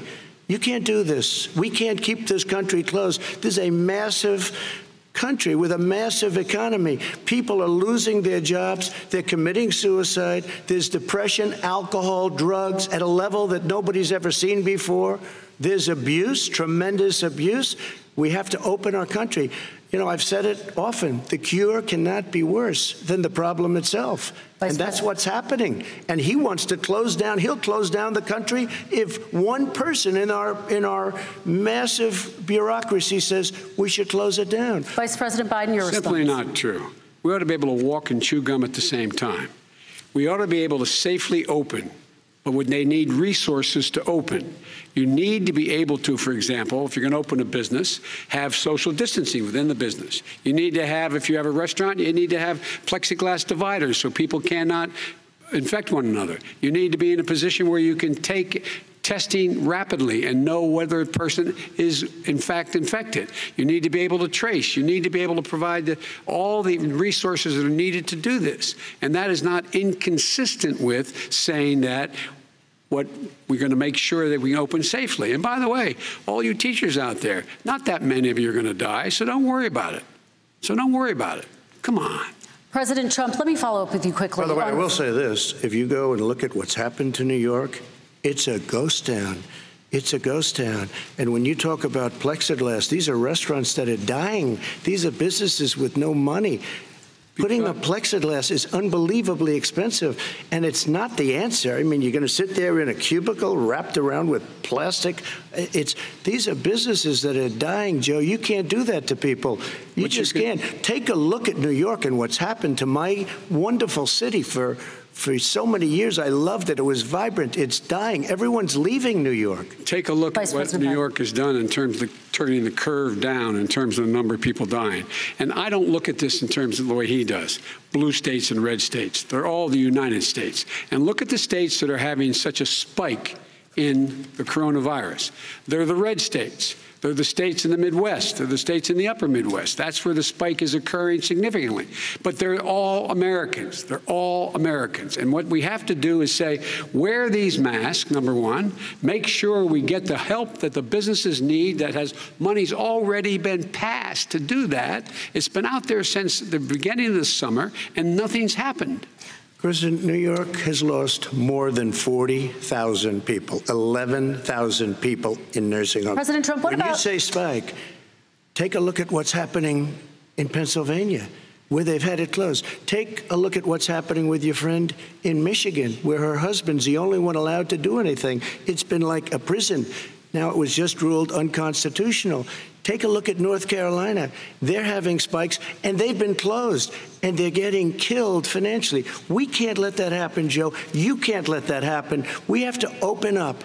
And we understand the disease. We have to protect our seniors. We have to protect our elderly. We have to protect especially our seniors with heart problems and diabetes problems. And we will protect them. We have the best testing in the world by far. That's why we have so many cases. Let me follow up with you before we move on to our next section. President Trump, this week you called Dr. Anthony Fauci, the nation's best-known infectious disease expert, quote, a disaster. You described him and other medical experts as, quote, idiots. If you're not listening to them, who are you listening to? I'm listening to all of them, including Anthony. I get along very well with Anthony. But he did say, don't wear masks. He did say, as you know, this is not going to be a problem. I think he's a Democrat, but that's okay. He said this is not going to be a problem. We are not going to have a problem at all. When Joe says that, I said, Anthony Fauci said, and others, and many others, and I'm not knocking him a lot. Nobody knew. Look, nobody knew what this thing was. Nobody knew where it was coming from, what it was. We've learned a lot. But Anthony said, don't wear masks. Now he wants to wear masks. Anthony also said, if you look back, exact words, here's his exact words, this is no problem. This is going to go away soon. So he's allowed to make mistakes. He happens to be a good person. Vice President Biden, your response quickly, and then we're going to move on to the next section. My response is that think about what the president knew in January and didn't tell the American people. He was told this was a serious virus that spread in the air, and it was much worse than the flu. He went on record and said to one of your colleagues, recorded, that in fact he knew how dangerous it was, but he didn't want to tell us. He didn't want to tell us because he didn't want us to panic. He didn't want us. Americans don't panic. He panicked. But guess what? In the meantime, we find out in the New York Times the other day that, in fact, his folks went to Wall Street and said this is a really dangerous thing. And a memo out of that meeting, not from his administration, but from some of the brokers, said sell short because we got to get moving. It's a dangerous problem. Well, this is I'm going to give you 30 seconds to respond, and then we're going to move on. I don't know. Somebody went to Wall Street. You're the one that takes all the money from Wall Street. I don't take it. You have raised a lot of money, tremendous amounts of money. And every time you raise money, deals are made, Joe. I could raise so much more money. As president and as somebody that knows most of those people, I could call the heads of Wall Street, the heads of every company in America. I would blow away every record, but I don't want to do that because it puts me in a bad position. And then you bring up Wall Street. You shouldn't be bringing up Wall Street because you're the one that takes the money from Wall Street, not me. I could blow away your records that, like you wouldn't believe. We don't need money. We have plenty of money. In fact, we beat Hillary Clinton with a tiny fraction of the money that she was able to. All right, gentlemen, we're going to move on. Average contribution, $43. All right, we're going to move on to our next section, which is national security. And I do want to start with the security of our elections and some breaking news from overnight. Just last night, top intelligence officials confirmed again that both Russia and Iran are working to influence this election. Both countries have obtained U.S. voter registration information, these officials say, and Iran sent intimidating messages to Florida voters. This question goes to you, Mr. Vice President. What would you do to put an end to this threat? You have 2 minutes uninterrupted. I made it clear, and I ask everyone else to take the pledge. I made it clear that any country, no matter who it is, that interferes in American elections will pay a price. They will pay a price. And it's been overwhelmingly clear this election, I won't even get into the last one, this election, that Russia has been involved, China has been involved to some degree, and now we learn that Iran is involved. They will pay a price if I'm elected. They're interfering with American sovereignty. That's what's going on right now. They're interfering with American sovereignty. And to the best of my knowledge, I don't think the president said anything to Putin about it. I don't think he's talking to him a lot. I don't think he said a word. I don't know why he hadn't said a word to Putin about it. And I don't know what he has recently said, if anything, to the Iranians. My guess is he'd probably be more outspoken with regard to the Iranians. But the point is this, folks. We are in a situation where we have foreign countries trying to interfere in the outcome of our election. His own national security advisor told him that what is happening with his buddy, I will. His buddy, Rudy Giuliani, he's being used as a Russian pawn. He's being fed information that is Russian, that is not true. And then what happens? Nothing happens. And then you find out that everything that's going on here about Russia is wanting to make sure that I do not get elected the next president of the United States because they know I know them and they know me. I don't understand why this president is unwilling to take on Putin when he's actually paying bounties to kill American soldiers in Afghanistan, when he's engaged in activities that are trying to destabilize all of NATO. I don't know why he doesn't do it, but it's worth asking the question, why isn't that being done? Any country that interferes with us will, in fact, pay a price because they're affecting our sovereignty. President Trump, same question to you. Let me ask the question. You're going to have 2 minutes to respond. For 2 elections in a row now, there has been substantial interference from foreign adversaries. What would you do in your next term to put an end to this? 2 minutes uninterrupted. Well, let me respond to the first part, as Joe answered. Joe got $3.5 million from Russia, and it came through Putin because he was very friendly with the former mayor of Moscow, and it was the mayor of Moscow's wife, and you got $3.5 million. Your family got $3.5 million, and, you know, someday you're going to have to explain, why did you get $3.5? I never got any money from Russia. I don't get money from Russia. Now, about your thing last night, I knew all about that, and through John Ratcliffe, who is fantastic, DNI, he said the one thing that's common to both of them, they both want you to lose, because there has been nobody tougher to Russia. Between the sanctions, nobody tougher than me on Russia. Between the sanctions, between all of what I've done with NATO, I've got the NATO countries to put up an extra $130 billion, going to $420 billion a year. That's to guard against Russia. I sold, while he was selling pillows and sheets, I sold tank busters to Ukraine. There has been nobody tougher on Russia than Donald Trump. And I'll tell you, they were so bad. They took over the submarine port. You remember that very well. During your term, during you and Barack Obama, they took over a big part of what should have been Ukraine. You handed it to them, but you were getting a lot of money from Russia. They were paying you a lot of money, and they probably still are. But now, with what came out today, it's even worse. All of the emails, the horrible emails of the kind of money that you were raking in, you and your family. And Joe, you were vice president when some of this was happening, and it should have never happened. And I think you owe an explanation to the American people.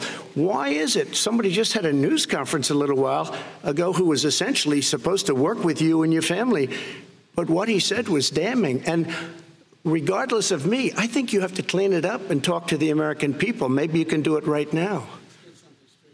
Vice President Biden, you may respond. 30 seconds. And then I do want to follow up on the election security. I have not taken a penny from any foreign source ever in my life. We learned that this president paid 50 times the tax in China, has a secret bank account with China, does business in China, and in fact is talking about me taking money. I have not taken a single penny from any country whatsoever, ever. Number one.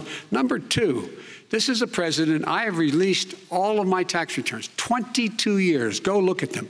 22 years of my tax return. You have not released a single solitary year of your tax return. What are you hiding? Why are you unwilling? The foreign countries are paying you a lot.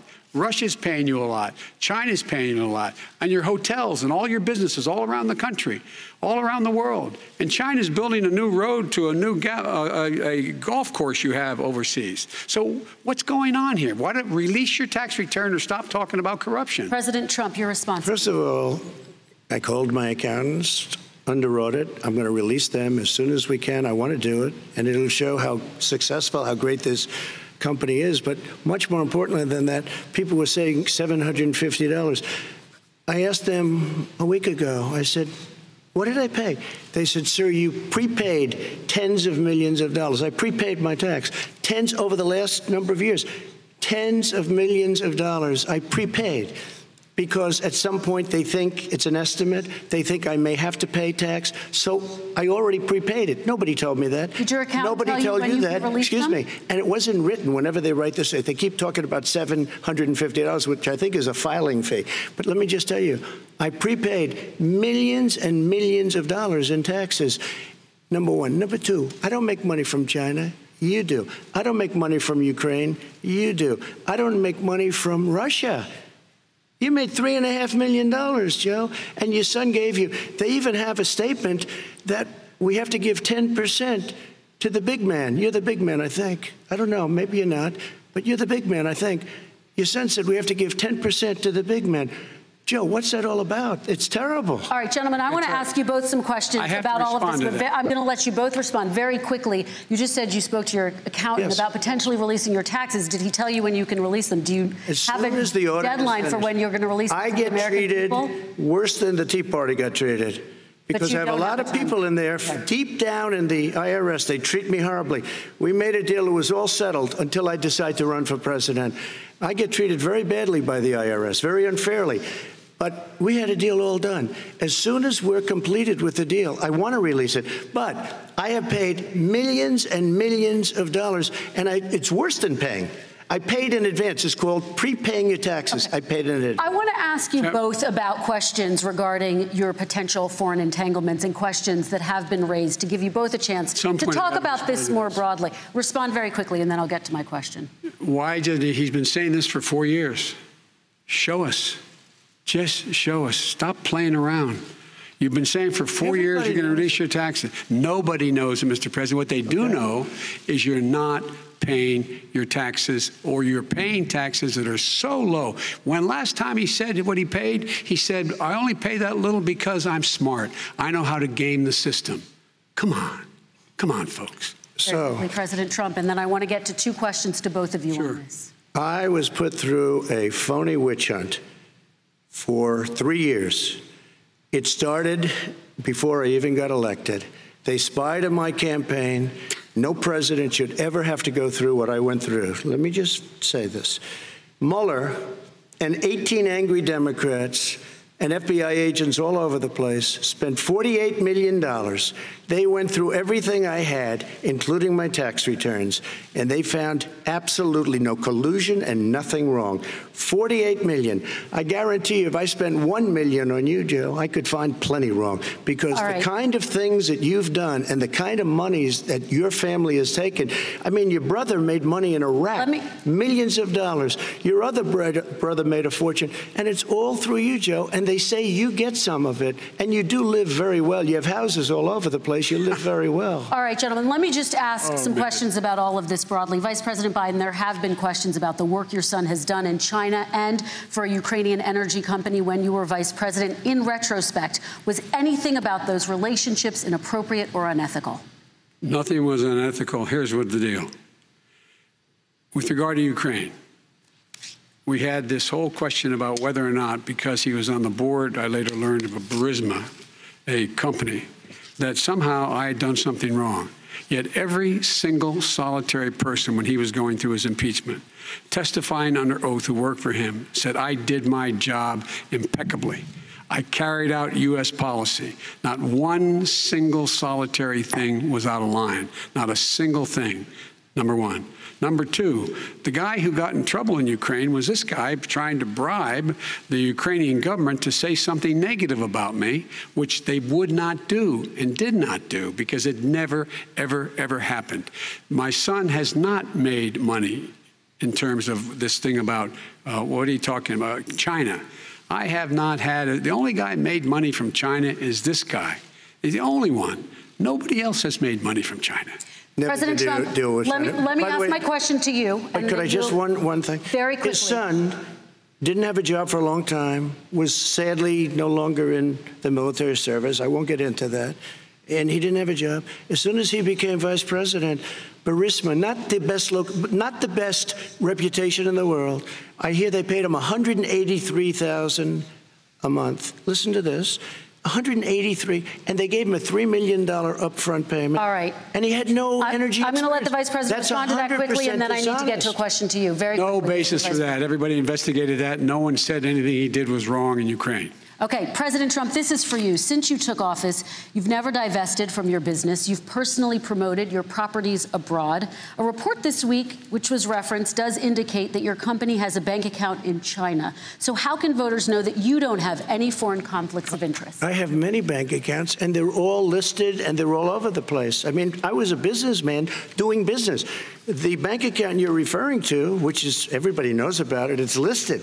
The bank account was in 2013. That's what it was. It was opened it was closed in 2015, I believe. And then I decided, because I was thinking about doing a deal in China like millions of other people. I was thinking about it, and I decided I'm not going to do it. Didn't like it. I decided not to do it. Had an account open, and I closed it. Okay. Excuse me. And then, unlike him, where he's vice president and he does business, I then decided to run for president after that. That was before. So I closed it before I even ran for president, let alone became president. Big difference. He is the vice president of the United States, and his son, his brother, and his other brother are getting rich. They're like a vacuum cleaner. They're sucking up money every place he goes. Thank you. We do need to move on. I do want to ask you, Vice President Biden, about China. Let's talk about China more broadly. There have, of course, President Trump has said that they should pay for not being fully transparent in regards to the coronavirus. If you were president, would you make China pay? And please be specific. What would that look like? What I'd make China do is play by the international rules, not like he has done. He has caused the deficit of China to go up, not down. with China. Up, not down.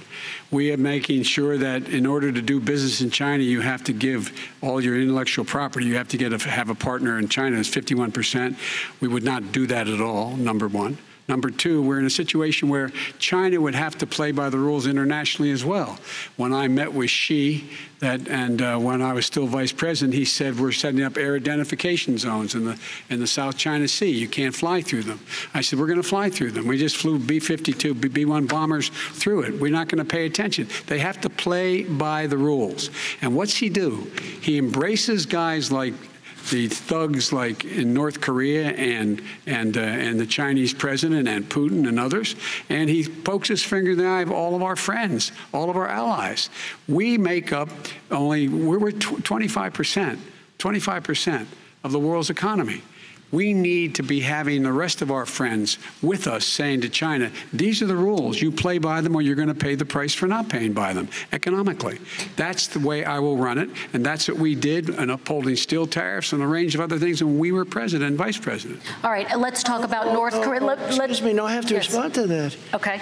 Very quickly, and then we're going to move on to North Korea. With $1.5 billion from China to manage after spending 10 minutes in office and being in Air Force Two, number one. Number two, there's a very strong email talking about your family wanting to make $10 million a year for introductions. President Trump, on China policy, though, what specifically are you going to do? What specifically are you going to do to make China pay? You've said you're going to make them pay. China is paying. They're paying billions and billions of dollars. I just gave $28 billion. New sanctions? I just gave $28 billion to our farmers. Taxpayers' money. It's what? Taxpayers' money. Didn't come from China. You know who the taxpayer is? It's called China. China paid $28 billion, and you know what they did to pay it, Joe? They devalued their currency, and they also paid up. And you know who got the money? Our farmers, our great farmers, because they were targeted. You never charged them anything. Also, I charged them 25% on dumped steel because they were killing our steel industry. We were not going to have a steel industry. Okay. And now we have a steel industry. Okay, Vice President Biden, your response, please. Our response is, look, this isn't about, there's a reason why he's bringing up all this malarkey. There's a reason for it. He doesn't want to talk about the substantive issues. It's not about his family and my family. It's about your family. And your family's hurting badly. If you're making less than, if you're a middle-class family, you're getting hurt badly right now. You're sitting at the kitchen table this morning deciding, well, we can't get new tires, they're bald because we have to wait another month or so. Or are we going to be able to pay the mortgage? Or who's going to tell her she can't go back to community college? They're the decisions you're making in the middle-class families like I grew up in Scranton and Claymont. They're in trouble. We should be talking about your families, but that's the last thing he wants to talk about. I want to talk about North Korea. I do want to turn to 10 seconds, Mr. President. 10 seconds. That's a typical political statement. Let's get off this China thing, and then he looks, the family, around the table, everything. Just a typical politician when I see that. Let's talk about North Korea. I'm not a typical politician. Okay, that's why I got elected. Let's get off the subject of China. Let's talk around sitting around the table. All right. Come on, Joe, you can do better. We're going to talk about North Korea now. President Trump, you've met with North Korean leader Kim Jong-un 3 times. You've talked about your beautiful letters with him. You've touted the fact that there hasn't been a war or a long-range missile test, and yet North Korea recently rolled out its biggest ever intercontinental ballistic missile and continues to develop its nuclear arsenal. Do you see that as a betrayal of the relationship you forged? Just 30 seconds here because we need to get on to the next So segment. when I met with Barack Obama, we sat in the White House right at the beginning, had a great conversation. It was supposed to be 15 minutes, and it was well over an hour. He said the biggest problem we have with North Korea. He indicated we will be in a war with North Korea. Guess what? It would be a nuclear war, and he does have plenty of nuclear capability. In the meantime, I have a very good relationship with him. Different kind of a guy, but he probably thinks the same thing about me. We have a different kind of a relationship. We have a very good relationship, and there's no war. And, you know, about 2 months ago, he broke into a certain area. They said, oh, there's going to be trouble. I said, no, they're not, because he's not going to do that. And I was right. Look, instead of being in a war where millions of people, Seoul, you know, is 25 miles away, Millions and millions, 32 million in Seoul. Millions of people would be dead right now. President we Trump, don't have that's a war, 30 and seconds. I have a good Thank relationship. You. Vice President Biden, to you, North Korea conducted 4 nuclear tests under the Obama administration. Why do you think you would be able to rein in this persistent threat? Because I'd make it clear, which we were making clear to China, they had to be part of the deal. Because here's I made it clear, and as a spokesperson of the administration when I went to China, that they said, why are you moving your missile defense up so close? Why are you moving more forces here? Why are you continuing to do military maneuvers with South Korea? I said, because North Korea is a problem, and we're going to continue to do it so we can control them. We're going to make sure we can control them and make sure they cannot hurt us.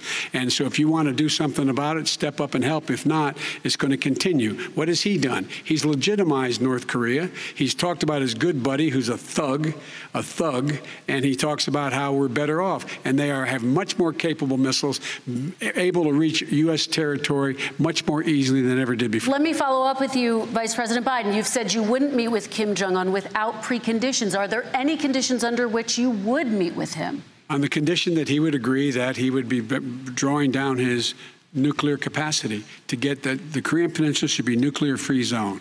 All right, let's move on to American families. They tried Very to quickly, meet with 10 him. seconds, President. They tried to meet with him. He wouldn't do it. He didn't like Obama. He didn't like him. He wouldn't do it. Okay, I got to give him a chance to respond to that before we move on. And that's okay.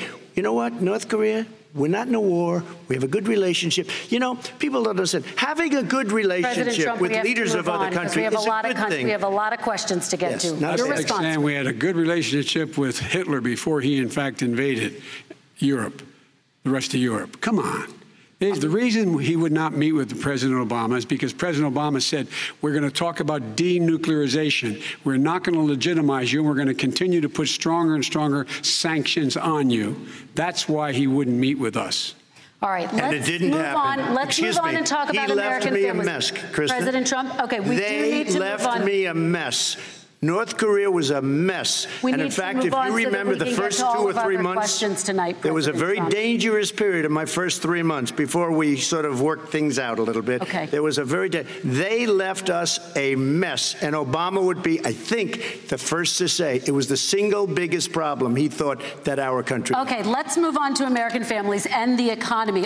One of the issues that's most important to them is health care, as you both know. Today, there was a key vote on a new Supreme Court justice, Amy Coney Barrett, and health care is at the center of her confirmation fight. Over 20 million Americans get their health insurance through the Affordable Care Act. It's headed to the Supreme Court, and your administration, Mr. President, is advocating for the court to overturn it. If the Supreme Court does overturn that law, those 20 million Americans could lose their health insurance almost overnight. So what would you do if those people have their health insurance taken away? You have 2 minutes uninterrupted. Sure. First of all, I've already done something that nobody thought was possible. Through the legislature, I terminated the individual mandate. That is the worst part of Obamacare, as we call it. The individual mandate where you have to pay a fortune for the privilege of not having to pay for bad health insurance. I terminated. It's gone. Now it's in court because Obamacare is no good. But then I made a decision. Run it as well as you can to my people, great people. Run it as well as you can. I could have gone the other route and made everybody very unhappy. They ran it. Premiums are down. Everything's down. Here's the problem. No matter how well you run it, it's no good. What we'd like to do is terminate it. We have the individual mandate done. I don't know that it's going to work. If we don't win, we will have to run it, and we'll have Obamacare, but it'll be better run. But it no longer is Obamacare, because without the individual mandate, it's much different. Pre-existing conditions will always stay. What I would like to do is a much better health care, much better, will always protect people with pre-existing. So I'd like to terminate Obamacare, come up with a brand new, beautiful health care. The Democrats will do it because there'll be tremendous pressure on them, and we might even have the House by that time, and I think we're going to win the House, okay? And you'll see, but I think we're going to win the House. But come up with a better health care, always protecting people with pre-existing conditions. And one thing very important, we have 180 million people out there that have great private health care, far more than we're talking about with Obamacare. Joe Biden is going to terminate all of those policies. These are people that love their health care, people that have been successful, middle-income people, been successful. They have 180 million plans, 180 million people, families, under what he wants to do, which will basically be socialized medicine. He won't even have a choice. They want to terminate 180 million plans. We have done an incredible job on health care, and we're going to do even better. Okay, Vice President Biden, yes, this is for you. Your health care plan calls for building on Obamacare. So my question is, what is your plan if the law is ruled unconstitutional by the Supreme Court? You have 2 minutes uninterrupted. What I'm going to do is pass Obamacare with a public option. It'll become Biden-care. The public option is an option that says that if you, in fact, do not have the wherewithal to be, if you qualify for Medicaid and you do not have the wherewithal in your state to get Medicaid, you automatically are enrolled, providing competition for insurance companies. That's what's going to happen. Secondly, we're going to make sure we reduce the premiums and reduce drug prices by making sure that there's competition that doesn't exist now by allowing the Medicare to negotiate drug prices with the insurance companies. Thirdly, the idea that I want to eliminate private insurance, the reason why I had such a fight with 20 candidates for the nomination was I support private insurance. That's why I didn't, not one single person with private insurance would lose their insurance under my plan, nor did they under Obamacare. They did not lose their insurance unless they chose they wanted to go to something else. Lastly, we're going to make sure we're in a situation that we actually protect pre-existing. There's no way he can protect pre-existing conditions. None, zero. You can't do it in the ether. He's been talking about this for a long time. He's never come up with a plan. I guess we're going to get the pre-existing condition plan the same time we get the infrastructure plan that we've been waiting since 17, 18, 19, and 20. The fact, I still have a few more minutes. I know you're getting anxious. The fact is that he's already cost the American people, because of his terrible handling of the COVID virus and the economic spillover, 10 million people have lost their private insurance. And he wants to take away 22 million more people who have it under Obamacare, and over 110 million people with pre-existing conditions, and all the people from COVID are going to have pre-existing conditions. What are they going to do? I have a follow-up for you, Vice President Biden. It relates to something that President Trump said. He's accusing you of wanting socialized medicine. What do you say to people who have concerns that your health care plan, which includes a government insurance option, takes the country one step closer to a health care system run entirely by the government? What's your response to it's ridiculous. It's like saying that, you know, the idea that the fact that there's a public option that people can choose, that makes it a socialist plan. Look, the difference between the president, I think health care is not a privilege, it's a right. Everyone should have the right to have affordable health care. And I am very proud of my plan. It's gotten endorsed by all the major labor unions, as well as a whole range of other people who, in fact, are concerned in the medical field. This is something that's going to save people's lives, and this is going to give some people an opportunity to have health care for their children. How many of you home are worried and rolling around in bed tonight wondering what in God's name you're going to do if you get sick because you've lost your home insurance, your health insurance, your company's gone under? We have to provide health insurance for people at an affordable rate, and that's what I do. President Trump, excuse me, he was there for 47 years. He didn't do it. He was now there as vice president for 8 years, and it's not like it was 25 years ago. It was 3 3/4. It was just a little while ago, right? Less than 4 years ago. He didn't do anything. He didn't do it. He wants socialized medicine, and it's not that he wants it. His vice president, I mean, she is more liberal than Bernie Sanders and wants it even more. Bernie Sanders wants it. The Democrats want it. You're going to have socialized medicine, just like you went with fracking. We're not going to have fracking. We're going to stop fracking. We're going to stop fracking. Then he goes to Pennsylvania after he gets a nomination, where he got very lucky to get it. And he goes to Pennsylvania and he says, oh, we're going to have fracking. And you never asked that question. And by the way, so far, I respect very much the way you're handling this, I have to say. By the way. But somebody should ask the question. You can ask he goes for a year. There will be no fracking. We have a number of topics we're going to get to. That's a big question. We're going to get to It's the same thing with socialized medicine. I have to respond. Vice President, your response, please. My response is people deserve to have affordable health care, period. Period, period, period. And the Biden care proposal will, in fact, provide for that affordable health care, lower premiums. What we're going to do is going to cost some money. It's going to cost over $750 billion over 10 years to do it.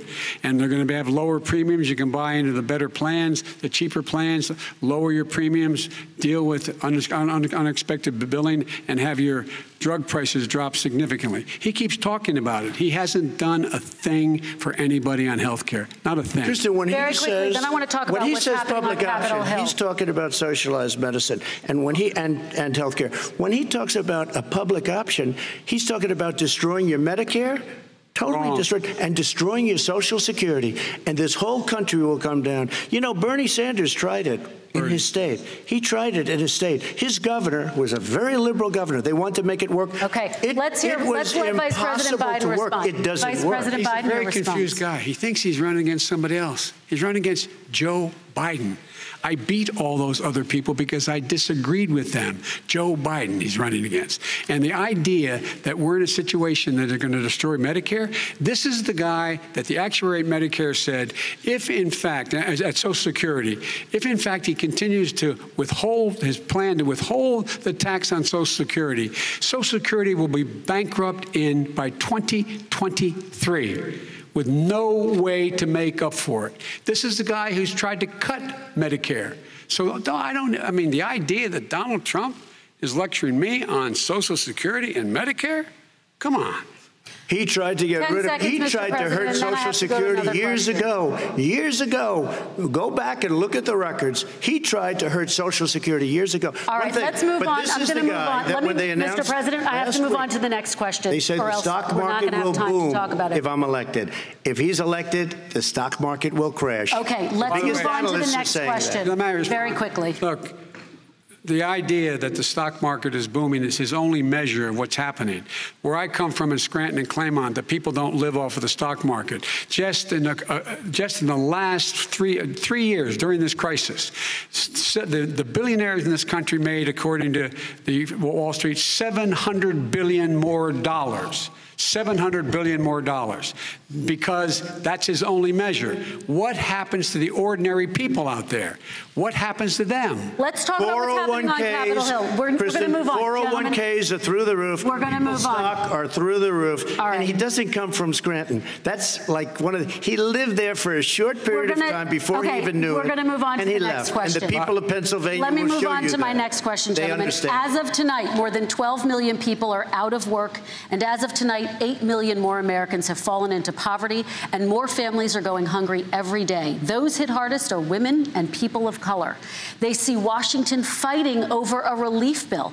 Mr. President, why haven't you been able to get them the help they need? 30 seconds here. Because Nancy Pelosi doesn't want to approve it. I do. But you're the president.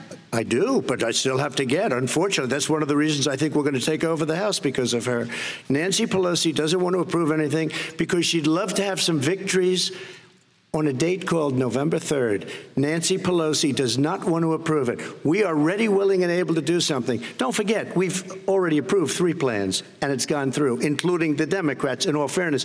This one she doesn't want. It's near the election because she thinks it helps her politically. I think it hurts her politically. All right, Mr. Vice President. The Republican leader in the United States Senate said he can't pass it. He will not be able to pass it. He does not have Republican votes. Why isn't he talking to his Republican friends? Let me follow up with you, Vice President we made a Biden, deal, because let me ask Vice President Biden a question. You are the leader of the Democratic Party. Why have you not pushed the Democrats to get a deal for the American people? Well, I have, and they have pushed it. Look, they passed this act all the way back in the beginning of the summer. This is like it's not new. It's been out there. This HEROES Act has been sitting there. And look at what's happening. When I was in charge of the Recovery Act with $800 billion, I was able to get $145 billion to local communities that have to balance their budgets and states that have to balance their budgets, that then have to fire firefighters, teachers, first responders, law enforcement officers, so they could keep their cities and counties running. He will not support that. They have not done a thing for them. And Mitch McConnell said, let them go bankrupt. Let them go bankrupt. Come on. What's the matter with these guys? The bill that was passed in the House was a bailout of badly run, high-crime, Democrat all run by Democrats, cities and states. It was a way of getting a lot of money, billions and billions of dollars to these states. It was also a way of getting a lot of money from our people's pockets to people that come into our country illegally. We were going to take care of everything for them. And what that does, and I'd love to do that, I'd love to help them, but what that does, everybody all over the world will start pouring into our country. We can't do it.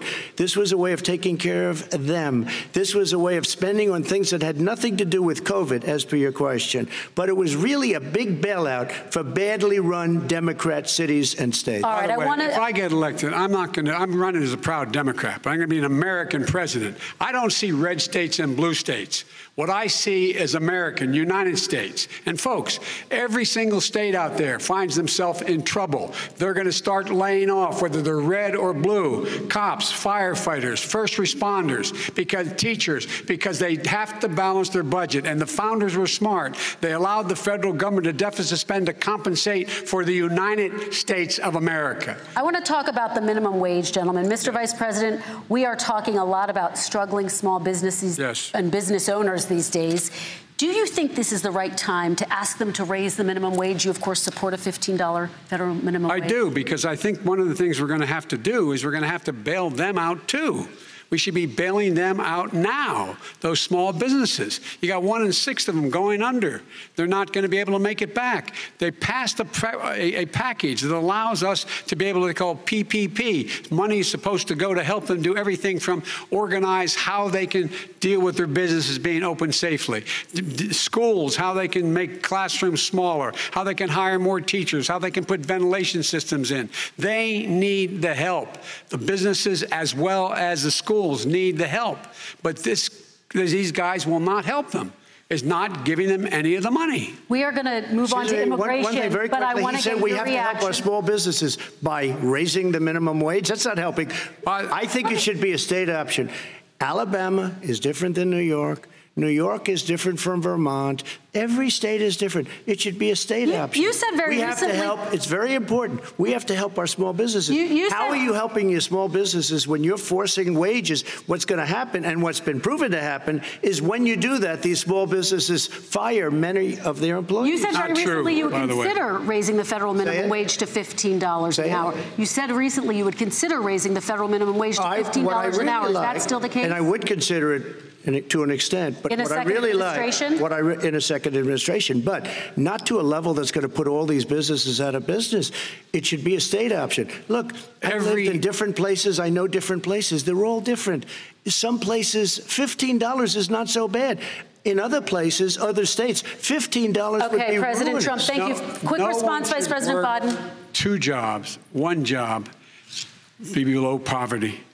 People are making $6, $7, $8 an hour. These first responders, we all clap for as they come down the street because they've allowed us to make it. What's happening? They deserve a minimum wage of $15. Anything below that puts you below the poverty level. And there is no evidence that when you raise the minimum wage, businesses go out of business. That is simply not true. We're going to talk about immigration. We're going to talk about immigration now, gentlemen, and we're going to talk about families within this context. Mr. President, your administration separated children from their parents at the border, at least 4,000 kids. You've since reversed your zero-tolerance policy, but the United States can't locate the parents of more than 500 children. So how will these families ever be reunited? Children are brought here by coyotes and lots of bad people, cartels, and they're brought here, and they used to use them to get into our country. We now have as strong a border as we've ever had. We're over 400 miles of brand new wall. You see the numbers, and we let people in, but they have to come in legally, and they come in through merit. But how will you reunite these kids with their families, let me just tell you, Mr. President? They built cages. You know, they used to say, I built the cages, and then they had a picture in a certain newspaper, and it was a picture of these horrible cages. And they said, look at these cages. President Trump built them. And then it was determined they were built in 2014. That was him. Do you have a plan to reunite the kids? Yes, we're working on it we're trying very hard. But a lot of these kids come out without the parents. They come over through cartels and through coyotes and through gangs. Vice President Biden, let me bring you into this conversation. Quick response and then another question to you. These 500-plus kids came with parents. They separated them at the border to make it a disincentive to come to begin with. real tough. We're really strong. And guess what? They cannot, it's not coyotes didn't bring them over. Their parents were with them. They got separated from their parents. And it makes us a laughing stock and violates every notion of who we are as a nation. Let me ask you a follow-up question. Kristen, they did it. We changed the policy. Your response to that? They did it. We changed. Did not. They built the cages. Who built the cages, Joe? Let's talk about what we're talking about. Who built the cages, Joe? Let's talk about what we're talking about. What happened? Parents were ripped, their kids were ripped from their arms and separated. And now they cannot find over 500 of sets of those parents, and those kids are alone. Nowhere to go. Nowhere to go. It's criminal. It's criminal. Let me ask Kristen, you about I will say this. They went down. We brought reporters, everything. They are so well taken care of. They're in facilities that were so clean. But some of them haven't been reunited with their families. But just ask one question. Who built the cages? I'd love you to ask him that. Who built the cages? Let me ask about your immigration policy, Mr. Vice President. The Obama administration did fail to deliver immigration reform, which had been a key promise during the administration. It also presided over record deportations as well as family detentions at the border before changing course. So why should voters trust you with an immigration overhaul now? Because it made a mistake. It took too long to get it right. It took too long to get it right. I'll be president of the United States, not vice president of the United States. And the fact is, I've made it very clear. Within 100 days, I'm going to send to the United States Congress a pathway to citizenship for over 11 million undocumented people.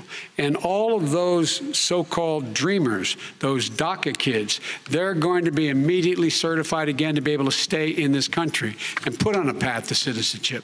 The idea that they are being sent home by this guy, and they want to do that, is they've gone to a country they've never seen before. I can imagine you're 5 years old, your parents are taking you across the Rio Grande River, and it's illegal. And you say, oh, no, Mom, leave me here. I'm not going to go with you. They've been here. Many of them are model citizens. Over 20,000 of them are first responders out there taking care of people during this crisis. We owe them. We owe them. Kristen, he had 8 years to do what he said he was going to do. And I've changed without having a specific. We got rid of catch and release. We got rid of a lot of horrible things that they put in and that they lived with. But he had 8 years he was vice president. He did nothing except build cages to keep children in. Vice President Biden, your response. The catch and release, you know what he's talking about there? If, in fact, you had a family came across and they were arrested, they, in fact, were given a date to show up for their hearing. They were released. And guess what? They showed up for a hearing. And this is the first president in the history of the United States of America that anybody seeking asylum has to do it in another country. That's never happened before in America. That's never happened before in America. You come to the United States and you make your case that I seek asylum based on the following premise, why I deserve it under American law. They're sitting in squalor on the other side of the river. President Trump, your response, so 30 important. seconds, and then we'll move on. It just shows that he has no understanding of immigration or the laws. Catch and release is a disaster. A murderer would come in, a rapist would come in, a very bad person would come in. We would take their name. We have to release them into our country. And then you say they come back. Less than 1% of the people come back. We have to send ICE out and Border Patrol out to find them. We would say, come back in 2 years, 3 years. We're going to give you a court case. You need Perry Mason. We're going to give you a court case. When you say they come back, they don't come back, Joe. They never come back. Only the really, I hate to say this, but those with the lowest IQ, they might come back. Okay, President Trump, let's give Vice President Biden a chance to respond, and then we're going to move on to the next section. You don't know the law, Joe. Vice President Biden, your response. Know the law. What he's telling you is simply not true. Well, check it out. They don't come back. Check it out. All right, let's move on. But we don't have to worry about it because they terminated it, so we don't have to worry about it. Let's move on to the next section. And you have section. 525 kids not knowing where in God's name they're going to be and lost their parents. Go ahead. All right. Let's talk about our next section, which is race in America. And I want to talk about the way Black and brown Americans experience race in this country. Part of that experience is something called the talk. It happens regardless of class and income. Parents who feel they have no choice but to prepare their children for the chance that they could be targeted, including by the police, for no reason other than the color of their skin. Mr. Vice President, in the next 2 minutes, I want you to speak directly to these families. Do you understand why these parents fear for their children? I do. I do. You know, my daughter is a social worker, and she's written a lot about this. She has a graduate degree from the University of Pennsylvania in social work. And, you know, one of the reasons why I ended up working on the east side of Wilmington, Delaware, which is 90% African-American, was to learn more about what was going on. I never had to tell my daughter, if she's pulled over, make sure she puts, for a traffic stop, put both hands on top of the wheel and don't reach for the glove box because someone may shoot you. But a black parent, no matter how wealthy or how poor they are, has to teach their child, when you're walking down the street, don't have a hoodie on when you go across the street.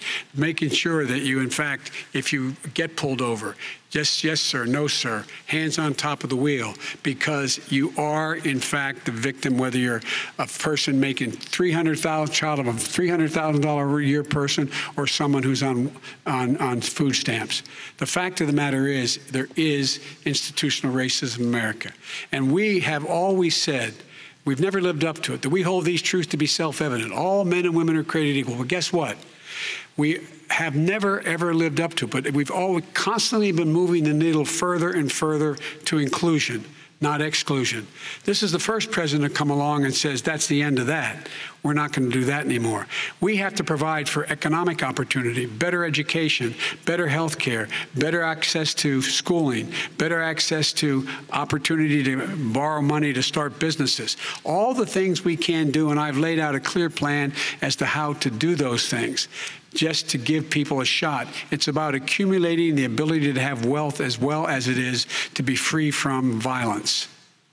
President Trump, same question to you, and let me remind you of the question. I would like you to speak directly to these families. Do you understand why these parents fear for their children? Yes, I do. And again, he's been in government 47 years. He never did a thing except in 1994 when he did such harm to the black community. And they were called, and he called them, super predators. And he said that. He said it, super predators. And they have never lived that down. 1994, your crime bill, the super predators. Nobody has done more for the black community than Donald Trump. And if you look, with the exception of Abraham Lincoln, possible exception, but the exception of Abraham Lincoln, nobody has done what I've done. Criminal justice reform, Obama and Joe didn't do it. I don't even think they tried because they had no chance at doing it. They might have wanted to do it, but if you had to see the arms I had to twist to get that done, it was not a pretty picture, and everybody knows it, including some very liberal people that cried in my office. They cried in the Oval Office. 2 weeks later, they're out saying, gee, we have to defeat him. Criminal justice reform, prison reform, opportunity zones with Tim Scott, a great senator from South Carolina. He came in with this incredible idea for opportunity zones. It's one of the most successful programs. People don't talk about it. Tremendous investment is being made. Biggest beneficiary, the black and Hispanic communities, and then historically black colleges and universities. After 3 years of coming to the office, I love some of those guys. They were great. They came into the office and they said, I said, what are you doing? After 3 years, I said, why do you keep coming back? Because we have no funding. I said, you don't have to come back every year. We have to come back because President Obama would never give them long-term funding. And I did. 10-year long-term funding, and I gave them more money than they asked for because they said, I think you need more.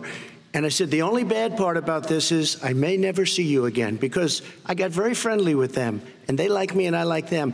But I saved historically black colleges and universities. Okay, and we're going to talk about both of your records, but your response to that, Vice President? My response to that is I never, ever said what he accused me of saying. The fact of the matter is, in 2000, though, after the crime bill had been in the law for a while, this is the guy who said, the problem with the crime bill, there's not enough people in jail. There's not enough people in jail. And go on my website, get the quote, the date when he said it. Not enough people.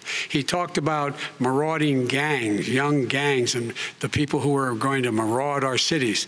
This is a guy who in the Central Park five innocent black kids, he continued to push for making sure that they got the death penalty. None of them were guilty of the crimes they were suggested. Look, and talk about granted, he did in fact let 20 people, he commuted 20 people's sentences. We commuted over 1,000 people's sentences. Over 1,000. The very law he's talking about is a law that, in fact, initiated by Barack Obama. And secondly, we're in a situation here where the federal prison system was reduced by 38,000 people under our administration. And one of these things we should be doing, there should be no minimum mandatories in the law. That's why I'm offering $20 billion to states to change their state laws to eliminate minimum mandatories and set up drug courts. No one should be going to jail because they have a drug problem. They should be going to rehabilitation, not to jail. We should fundamentally change the system, and that's what I'm going to do. But why didn't he do it 4 years ago? Why didn't you do that 4 years ago, even less than that? Why didn't you do it? You were vice president. You keep talking about all these things you're going to do, and you're going to do this. But you were there just a short time ago, and you guys did nothing. We did. You know, Joe, I ran because of you. I ran because of Barack Obama, because you did a poor job. If I thought you did a good job, I would have never run. I would have never run. I ran because of you. I'm looking at you now. You're a politician. I ran because of you. All right, Vice President Biden, your response to that, and then I do have some questions for both of you. Well, I tell you what, I hope he does look at me, because what's happening here is, you know who I am. You know who he is. You know his character. You know my character. You know our reputations for honor and telling the truth. I am anxious to have this race. I am anxious to see this take place. The character of the country is on the ballot.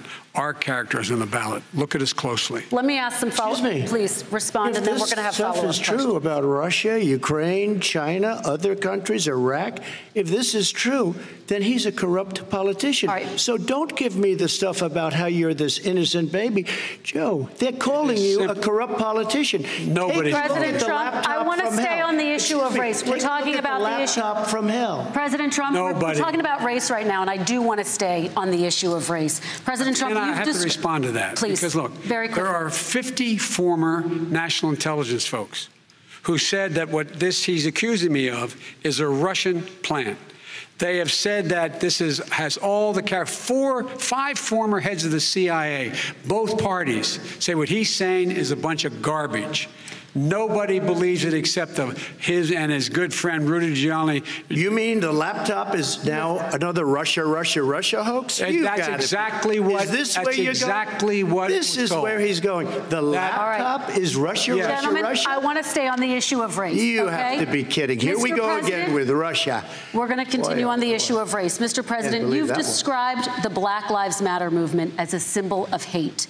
You've shared a video of a man chanting white power to millions of your supporters. You've said that black professional athletes exercising their First Amendment rights should be fired. What do you say to Americans who say that kind of language from a president is contributing to a climate of hate and racial strife? Well, you have to understand, the first time I ever heard of Black Lives Matter, they were chanting pigs in a blanket, talking about police. Pigs, talking about our police.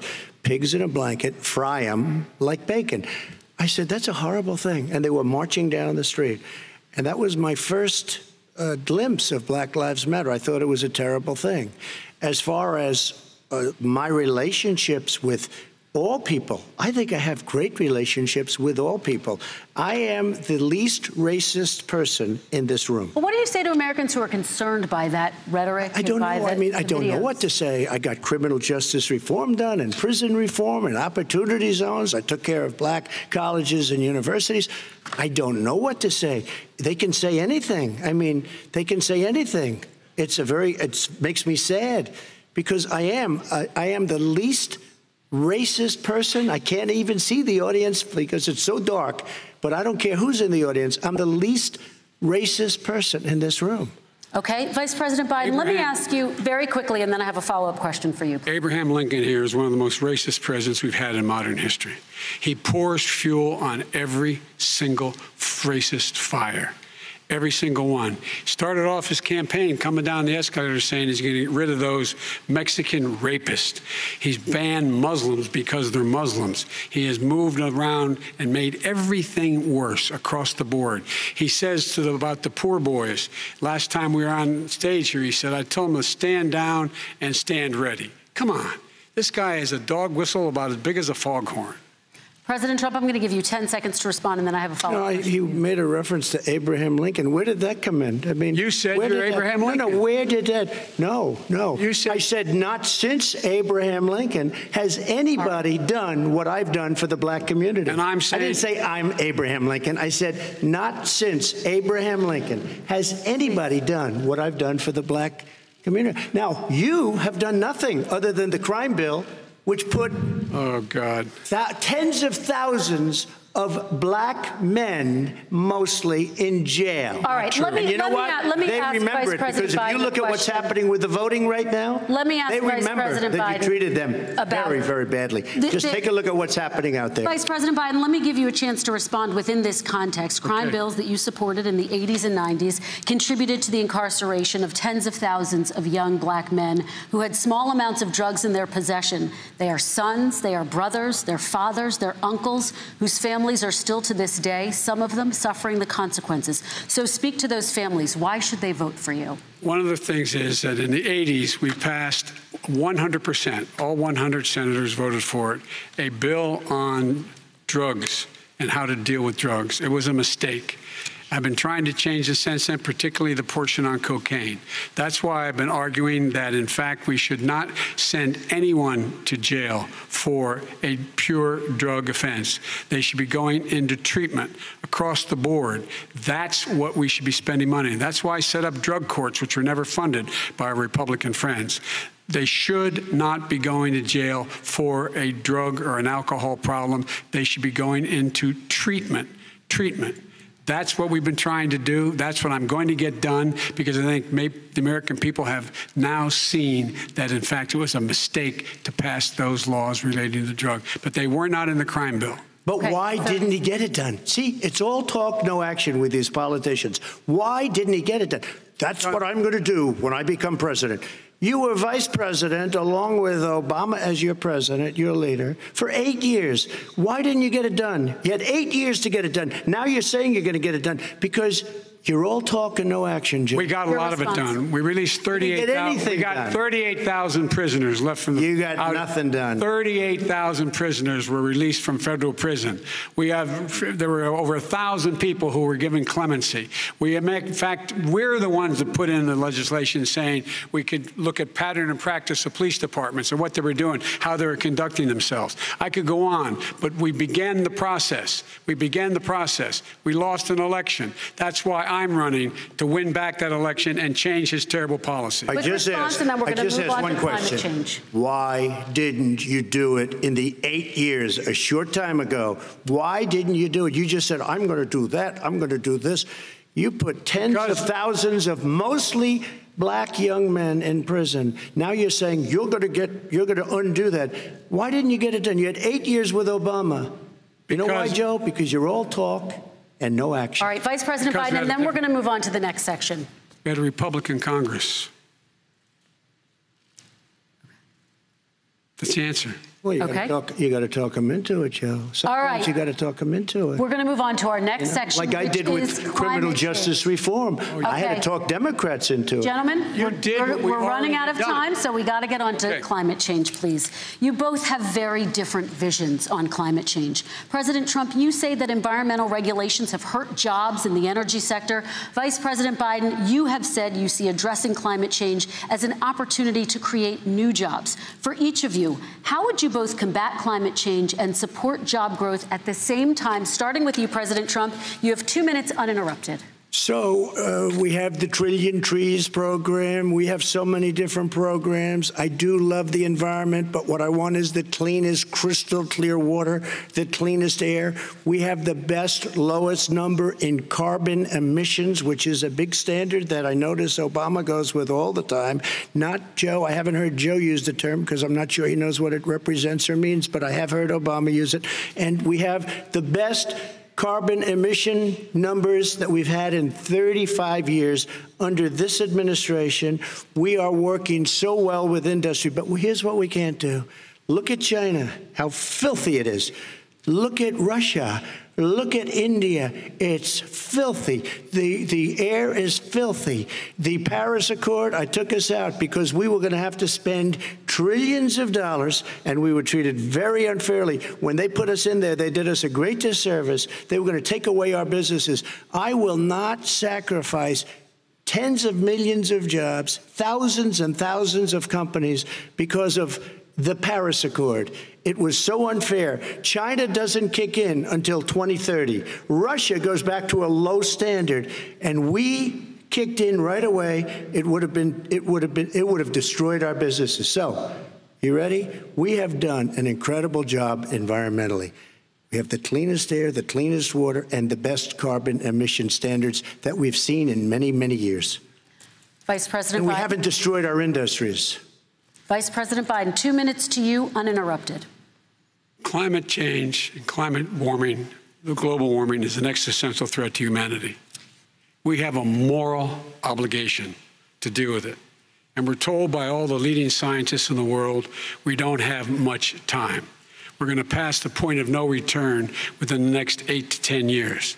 4 more years of this man eliminating all the regulations that were put in by us to clean up the climate, to limit emissions, will put us in a position where we're going to be in real trouble. Here's where we have a great opportunity. I was able to get both all the environmental organizations as well as labor, the people worried about jobs, to support my climate plan. Because what it does, it will create millions of new good-paying jobs. We're going to invest in, for example, 50,000 charging stations on our highways so that we can own the electric car market of the future. In the meantime, China is doing that. We're going to be in a position where we're going to see to it that we're going to take 4 million existing buildings and 2 million existing homes and retrofit them so they don't leak as much energy, saving hundreds of millions of barrels of oil in the process and creating significant number of jobs. And by the way, the whole idea of what this is all going to do, it's going to create millions of jobs, and it's going to clean the environment. Our health and our jobs are at stake. That's what's happening. And right now, by the way, Wall Street firms indicated that my plan will, in fact, create 18.6 million jobs, 7 million more than his. This is from Wall Street. And I'll create $1 trillion more in economic growth than his proposal does. Not on climate, just on the economy. President Trump, today came out and said very strongly, $6,500 will be taken away from families under his plan, that his plan is an economic disaster. If you look at what he wants to do, if you look at his plan, his environmental plan, you know who developed it? AOC +3. They know nothing about the climate. I mean, she's got a good line of stuff, but she knows nothing about the climate. And they're all hopping through hoops for AOC +3. Look, their real plan costs $100 trillion. If we had the best year in the history of our country for 100 years, we would not even come close to a number like that. When he says buildings, they want to take buildings down because they want to make bigger windows into smaller windows. As far as they're concerned, if you had no window, it would be a lovely thing. This is the craziest plan that anybody has ever seen. And this wasn't done by smart people. This wasn't done by anybody. Frankly, I don't even know how it can be good politically. Right. They want to spend $100 trillion. That's their real number. He's trying to say it was 6. It's $100 trillion. They want to knock down buildings and build new buildings with little, tiny, small windows. I mean, and many other things. Okay. And many other things. Let me have the Vice President respond, and we're running out of time, and we have a lot more questions to get to. So let's hear from the Vice President. I have a number more questions. I don't know where he comes from. I don't know where he comes up with these numbers. $100 trillion. Give me a break. This plan was, plan is endorsed by every major environmental group and every labor group. Labor. because they know the future lies. The future lies in us being able to breathe, and they know there are good jobs in getting us there. And by the way, the fastest growing industry in America is the electric, solar energy and wind. He thinks wind causes cancer, windmills. It's the fastest growing jobs, and they pay good prevailing wages, 45, 50 bucks an hour. We can grow and we can be cleaner if we go the route I'm proposing. President Trump, please respond, and then I have some follow-ups. We are energy independent for the first time. We don't need all of these countries that we had to fight war over because we needed their energy. We are energy independent. I know more about wind than you do. It's extremely expensive, kills all the birds, it's very intermittent, it's got a lot of problems, and they happen to make the windmills in both Germany and China. And the fumes coming up, if you're a believer in carbon emission, the fumes coming up to make these massive windmills is more than anything that we're talking about with natural gas, which is very clean. One other thing. Find me a scientist who said that. I love solar, but solar doesn't quite have it yet. It's not powerful yet to really run our big, beautiful factories that we need to compete with the world. So it's all a pipe dream. But you know what we'll do? We're going to have the greatest economy in the world. But if you want to kill the economy, get rid of your oil industry. You want, and what about fracking? All right, let me allow Vice President Biden to respond. I never said I oppose fracking. You said it on tape. I did. Show the tape. Put it on your website. I'll put it on. Put it on the website. The fact of the matter is he's flat lying. Would you rule out banning fracking? I do rule out banning fracking because the answer, we need other industries to transition to get to ultimately a complete zero emissions by 2025. What I will do with fracking over time is make sure that we can capture the emissions from the fracking, capture the emissions from gas.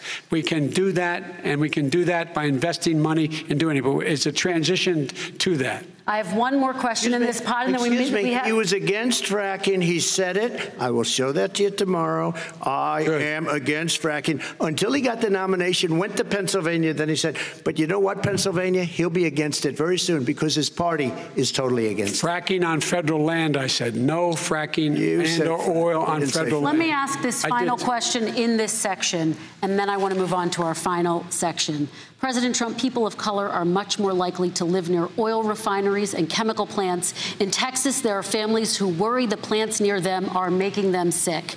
Your administration has rolled back regulations on these kinds of facilities. Why should these families give you another 4 years in office? The families that we're talking about are employed heavily, and they're making a lot of money, more money than they've ever made. If you look at the kind of numbers that we produce for Hispanic, for Black, for Asian, it's 9 times greater, the percentage gain, than it was in 3 years, than it was under 8 years of the 2 of them, to put it nicely. 9 times more. Now, somebody lives, I have not heard the numbers or the statistics that you're saying, but they're making a tremendous amount of money economically. We saved it, and I saved it again a number of months ago when oil was crashing because of the pandemic. We saved it. We got, say what you want about relationship, we got Saudi Arabia, Mexico, and Russia to cut back, way back. We saved our oil industry, and now it's very vibrant again. And everybody has very inexpensive gasoline. Remember Vice President Biden, your response, and then we're going to have a final question for both of you. My response is that those people live on what they call fence lines. He doesn't understand this. They live near chemical plants that, in fact, pollute, chemical plants and oil plants and refineries that pollute. I used to live near that when I was growing up in Claymont, Delaware. And there are more oil refineries in Marcus Hook and the Delaware River than there is any place, including in Houston at the time. When my mom get in the car and when there was first frost to drive me to school, turn in the windshield wiper, there'd be oil slick in the window. That's why so many people in my state were dying and getting cancer. The fact is, those frontline communities, it doesn't matter what you're paying them. It matters how you keep them safe. What do? And you impose restrictions on the pollutions the pollutants coming out of those fence line communities. Okay, I have one final question. Would he close down the oil industry? It falls. Would you close down the oil industry? By the way, I would transition from the oil industry, yes. Oh, I will that's transition. a big statement. It is a big statement. That's a because big statement. I would stop. Why would you do that? Because the oil industry pollutes significantly. I see. And here's the deal. But That's you a can't big do that. statement. Well, if you let me finish the statement, because it has to be replaced by renewable energy over time. Over time. And I'd stop giving to the oil industry, I'd stop giving them federal subsidies. He won't give federal subsidies to the gas, excuse me, to solar and wind. Yeah. Why are we giving it to oil industry? We actually do give it to solar and wind. We And have that's one maybe the final biggest question. statement in terms of business. That's the biggest statement. Okay. Because We have basically one what he's final saying question, is he is Mr. going to President. destroy the oil industry. Okay. Will you remember that, Texas? Will you remember that, Pennsylvania, Oklahoma? Vice President Biden, let me give you 10 seconds to respond, and then Ohio. I have to get to the final question. Vice President Biden. He takes everything out of context. But the point is, look, we have to move toward a net zero emissions. The first place to do that by the year 2035 is in energy production, by 2050 totally. All right. One Is he final going to get question China both to do of you. it? No, we're finished with Is this. he We going have to to get move on China to to our do it? final question. No, We have to I'm move going on to to our final rejoin Paris question. Accord and make China abide by what they agreed to. All right, That'll this cost you is $1 about trillion. leadership, gentlemen. And this first question does go to you, President Trump. Imagine this is your inauguration day. What will you say in your address to Americans who did not vote for you? You'll each have 1 minute, starting with you, Mr. We have to make a country totally successful as it was prior to the plague coming in from China. Now we're rebuilding it, and we're doing record numbers, 11.4 million jobs in a short period of time, et cetera. But I will tell you, go back. Before the plague came in, just before, I was getting calls from people that were not normally people that would call me. They wanted to get together. We had the best black unemployment numbers in the history of our country. Hispanic, women, Asian, people with diplomas, with no diplomas, MIT graduates, #1 in the class. Everybody had the best numbers. And you know what? The other side wanted to get together. They wanted to unify. Success is going to bring us together. We are on the road to success. But I'm cutting taxes, and he wants to raise everybody's taxes, and he wants to put new regulations on everything. He will kill it. If he gets in, you will have a depression, the likes of which you've never seen. Your 401ks will go to hell, and it'll be a very, very sad day for this country. All right. Vice President Biden, same question to you. What will you say during your inaugural address to Americans who did not vote for you? I will say, I'm an American president. I represent all of you, whether you voted for me or against me. And I'm going to make sure that you're represented. I'm going to give you hope. We're going to move. We're going to choose science over fiction. We're going to choose hope over fear. We're going to choose to move forward because we have enormous opportunities to make things better. We can grow this economy. We can deal with the systemic racism. And at the same time, we can make sure that our economy is being run and moved and motivated by clean energy, creating millions of new jobs. And that's the fact. That's what we're going to do. And I'm going to say, as I said at the beginning, what is on the ballot here is the character of this country: decency, honor, respect, treating people with dignity, making sure that everyone has an even chance. And I'm going to make sure you get that. You haven't been getting it the last 4 years. All right. I want to thank you both for a very robust hour and a half, a fantastic debate. Really appreciate it. President Trump, former Vice President Joe Biden, thank you to Belmont University for hosting us tonight. And most importantly, thank you to those watching tonight. Election Day is November 3rd. Don't forget to vote. Thank you, everyone, and have a great night. Thank you. And there you have it, the second presidential debate, Donald Trump and Joe Biden. The fact checkers will be up late tonight, I think it's fair to say, and we'll have more to talk about that in a moment. But what we saw there, a much different presentation than we saw in the last debate. We saw two Donald Trumps there. The flashes near the end of the one we heard in the last debate, a little more combative, talking over, but certainly a lot more restrained than we saw him in the first debate. Yeah, and we had a real debate. There was substance discussed. There were policies discussed. There was back and forth. I think it'll be a relief to a lot of people that there wasn't that interrupting that we saw in the first debate. It didn't devolve into deeply personal areas, and the American people got a real look tonight at what the choice is before them. And the question is, did each of these men do what they needed to do under the circumstances 12 days out in the election, the polls being what they are. Let's go to Chuck Todd right now, who's been watching along with us. Chuck, right off the top, what stood out? Well, first of all, the muted mics thing turned out to be a good idea. I'll be honest, I was a bit skeptical, but I think that was actually a very helpful tool. I do want to give a shout out to our colleague, Kristen Welker, who I think just had a tremendous command of this debate, and I think it actually helped facilitate look, at the end of the day, I do think viewers got a measure of both of these men. I think this debate distilled who they are. I think in many ways, if you've been following this campaign closely, you probably did not learn a lot. But compared to what we saw in that first debate, I think there is almost a sigh of relief that we at least got an idea of what each might do. The thing that struck me the most, though, about this debate was how much the president sort of took his defensiveness and tried to act like a challenger candidate. He didn't really talk about what he was going to do in a second term. He would not talk much about sort of he'd defend some of the attacks on himself, but he kept trying, in some ways, he was trying to make Joe Biden the incumbent. He's been trying to sort of recreate his October 2016 mojo, which I get, but he's the incumbent president. And I think ultimately tonight, the question I have is, as he was trying to deflect answers on health care, deflect answers on COVID, deflect answers on the economy, are folks that are watching that going, well, wait a minute, who's been the president the last 4 years, you or that other guy? And that's the question I have. I do think, though, that Donald Trump probably stopped the bleeding tonight, and that was an important moment if you're a Republican. Was the president able to pump air into this October surprise that he's been working on, the emails, the Hunter Biden stuff? He kept bringing it up. I felt as if that when he would talk about certain things, particularly that issue and a couple other times, and I want to say this very shorthand, I felt like he was almost speaking the language of Fox Primetime. And if you watch a lot of Fox Primetime, you understood what he was saying.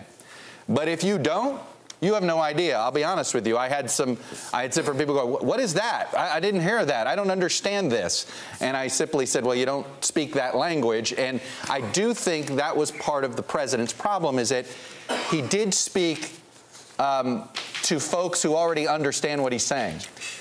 Did he actually talk to anybody who's vacillating in the middle tonight? And did he make a pitch to bring them back to him? I did not hear that kind of pitch. And I do think when he went after Biden personally and he went after that Hunter Biden stuff, I just, if you didn't follow it closely, you probably don't quite understand what the hit is. Let me bring in Andrea Mitchell, NBC senior Washington correspondent. Andrea, if suburban women are the voters to get, if they're the ones who are going to decide this election, there was a much crisper presentation from both candidates, actually, tonight. Again, and I'll echo Chuck Todd. We're cheering for the home team, I think, because of the able moderation of Kristen Welker, our colleague. But that aside, do you think that those swing voters will take away anything tonight that could possibly help them change their minds? I do. I think, first of all, they saw a real debate. And kudos to Kristen and the way it was structured, the tremendous amount of work that went into that and the command that she asserted. But that she actually got them to debate with each other. So you heard an incredible contrast in policies. But frankly, the fact checkers are having a field day because by my count, on race, on the environment, on minimum wage, on immigration and separating children, just the facts are very much more so with Joe Biden than Donald Trump.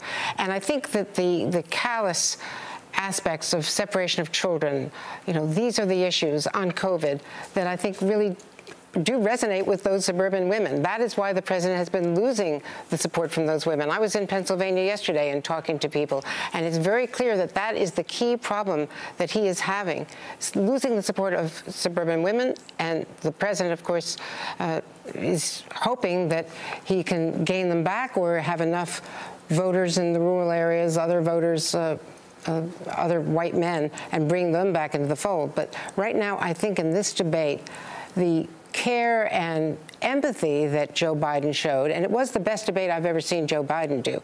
I think that he rose to the challenge. He didn't get rattled, and I agree with Truck that the intricacies of these allegations, which have not been proved, I think will escape a lot of people, except through the echo chamber. And of course, the president and the White House have a very big megaphone, and they do have Fox and their whole media operation, who will keep amplifying it. But again, I think that on COVID and the things that people really care about, the health of their children, the suburban women are going to hear this debate and hear Joe Biden talk about being a president for all the people and not being that combative.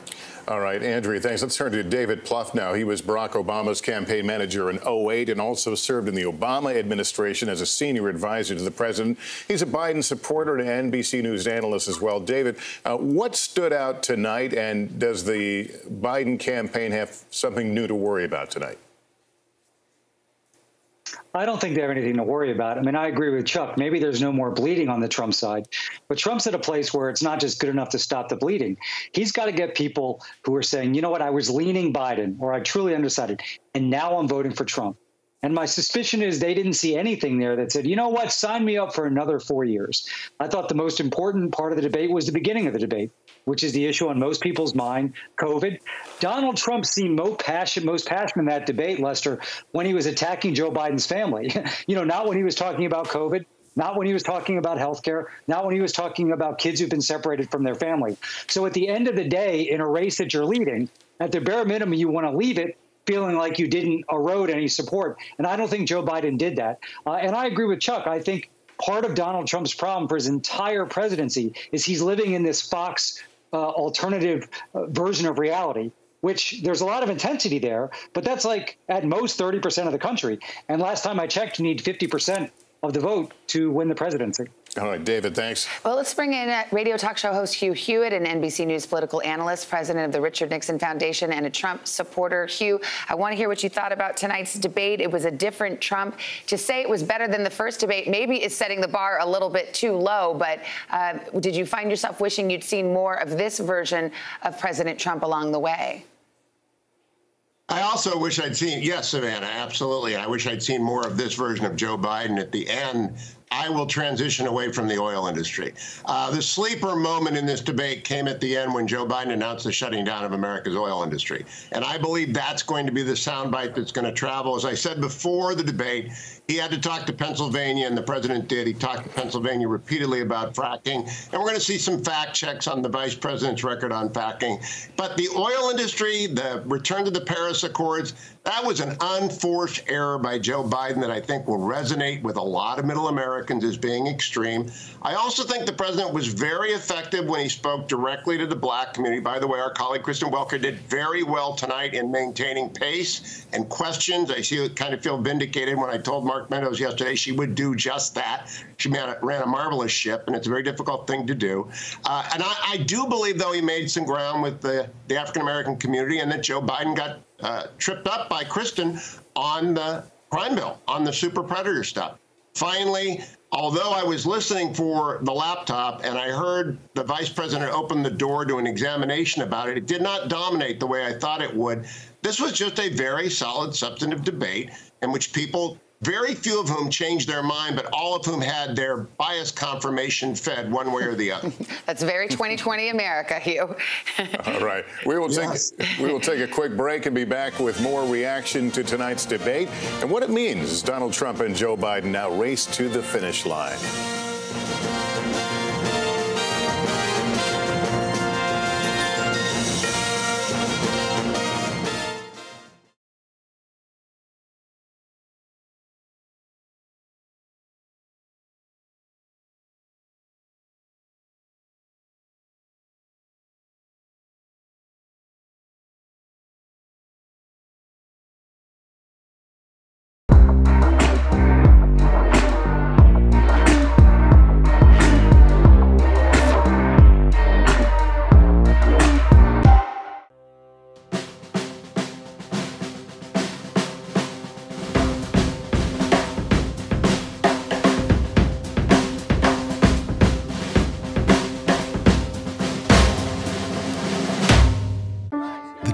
has taken us here through a campaign of unexpected twists and turns. From a global pandemic to civil unrest to an incumbent president diagnosed with the coronavirus. With the election of our lifetimes upon us, each day brings more surprises. And whatever happens, we'll be with you every step of the way, wherever this journey takes us next.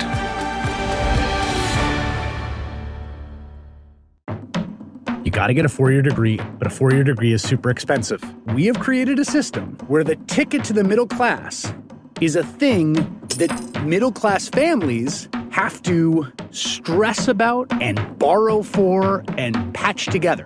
Why is this happening? With Chris Hayes. Subscribe now. For breaking news in our changing world, download the NBC News app. Good morning. Welcome to Today. We're glad to have you with us. We are tracking the next phase of America's reopening. What measures should be in place in those classrooms? The race for the White House, it is on. If you don't take care of yourself, how can you take care of others? The little simple things. Yes. Maybe after all of this, we appreciate those little things. Yes. Whether we're physically together or not, we are together, and that's what counts. Today's headlines can be hard to understand, and a lot of kids have questions, so we started a newscast for them. We hope your family will watch Nightly News Kids Edition.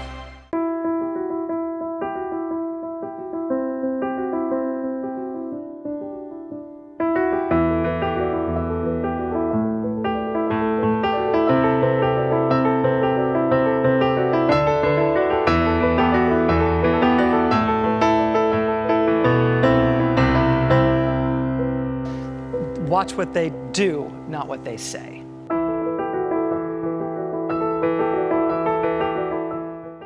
Protests broke out. The coronavirus pandemic. The story. Emergency approval to treat COVID-19 with plasma. Many questions remain about how well it works. From every angle. How much of the increased tension was due to the militias that came here? On the ground. Deadly western wildfires in California. Entire communities were also wiped off the map. And in depth. One of the big concerns is indoor air quality. What are you doing to address that? NBC Nightly News with Lester Holt. This is a situation where the state continues to struggle to expand its testing capabilities. Protesters feel that they need to come out in full force and support their community because they feel like they're not getting that support from the Portland police. Another election day coming up against the backdrop of how to keep voters safe amid a pandemic. The moment to truly understand who we are and who we say we are is right here at our feet. A surge in coronavirus infections. New developments on several fronts. The story. Tonight, the U.S. shattering the record for most COVID cases in a single day. From every angle. What's your level of concern that the kids who have been told they're going to be home indefinitely won't be able to catch up? On the ground. Do you have faith that this is going to bring about change? We're back with our coverage of the final presidential debate. I want to bring in NBC Chief White House correspondent Hallie Jackson, who was inside the debate hall. Hallie, give us a sense of what it was like, the mood inside the room. Felt very different from the first and previous debate in Cleveland, Lester, when the air almost crackled with the tension as President Trump repeatedly, obviously, interrupted Joe Biden.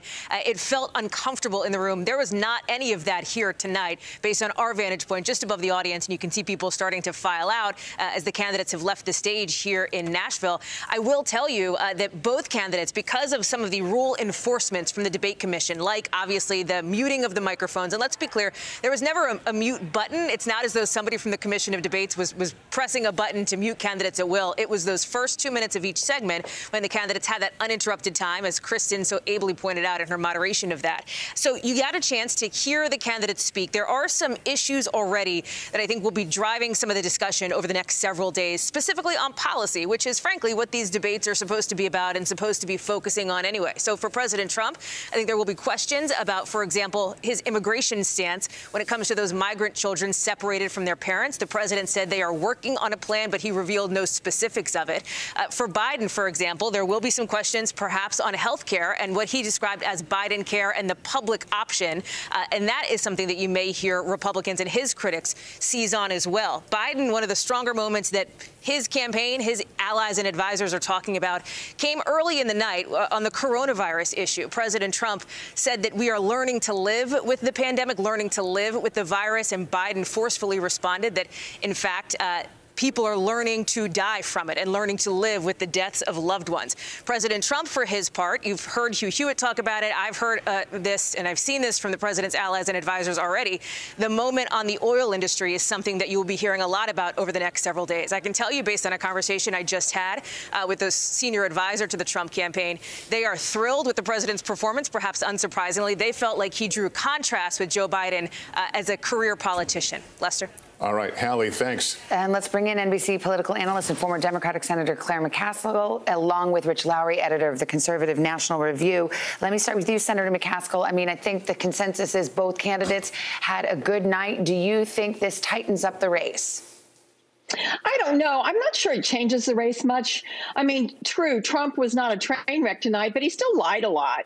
I mean, he made up a lot of stuff, and that will continue to come out. And the one thing Joe Biden did, I mean, Trump has really never learned how to reach out to people who don't love him.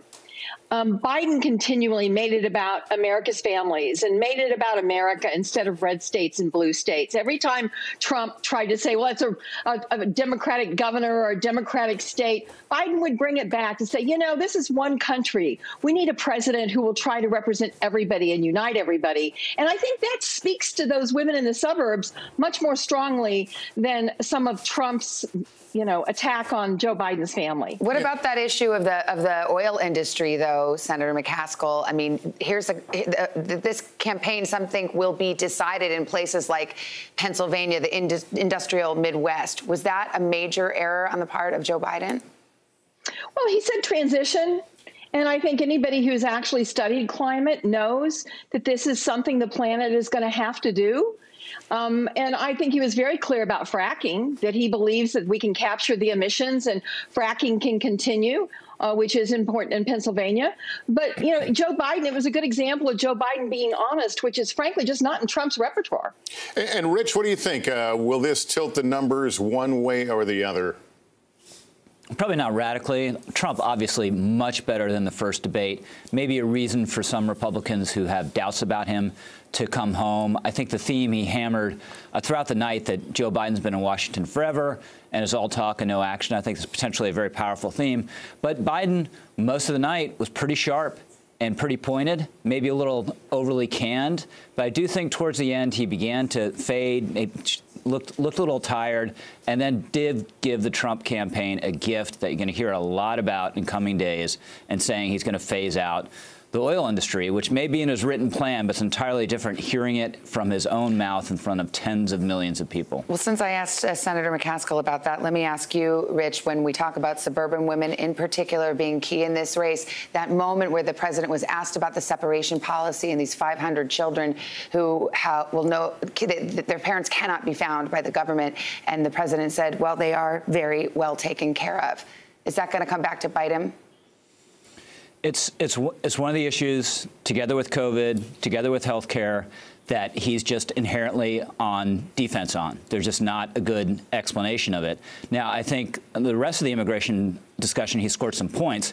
He's right about catch and release, which basically people come to the country and they say they're going to show up for proceedings subsequently, and they might show up for some proceedings, but almost none of them actually show up for their deportation proceedings to get on a bus or plane to be sent home, because no one's that foolish. So that's been a successful Trump policy that Obama, I think, is Biden's wrong about. And I can see Senator McCaskill shaking her head, but you guys don't get to debate tonight. We got to get a break in, okay? And we'll be right back.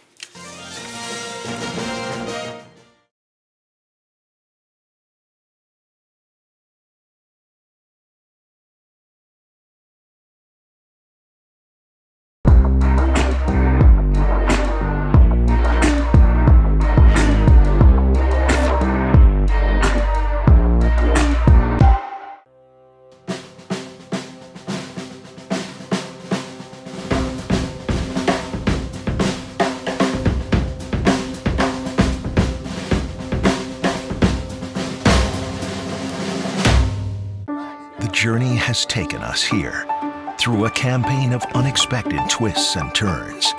From a global pandemic to civil unrest, to an incumbent president diagnosed with the coronavirus. With the election of our lifetimes upon us, each day brings more surprises. And whatever happens, we'll be with you every step of the way, wherever this journey takes us next.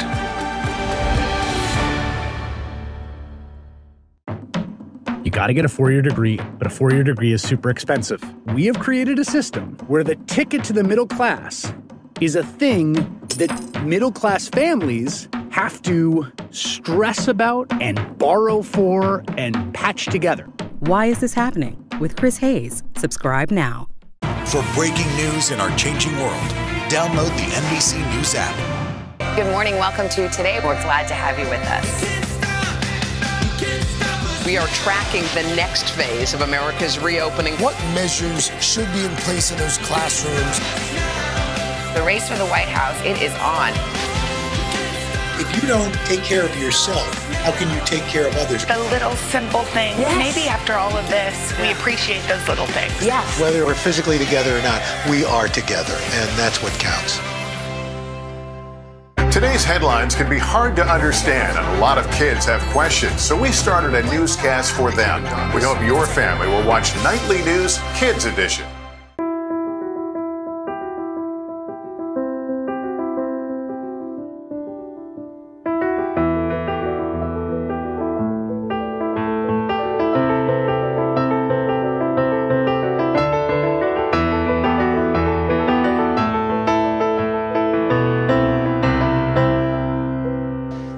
Watch what they do, not what they say.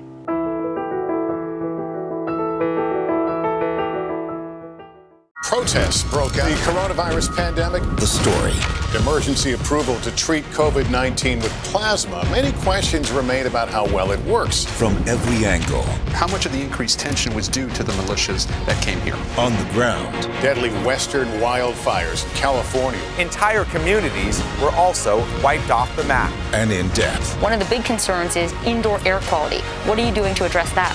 NBC Nightly News with Lester Holt. By mail, early in person, or on Election Day. Each state has its own set of rules for the way we cast our ballots. Yes, it's a little confusing.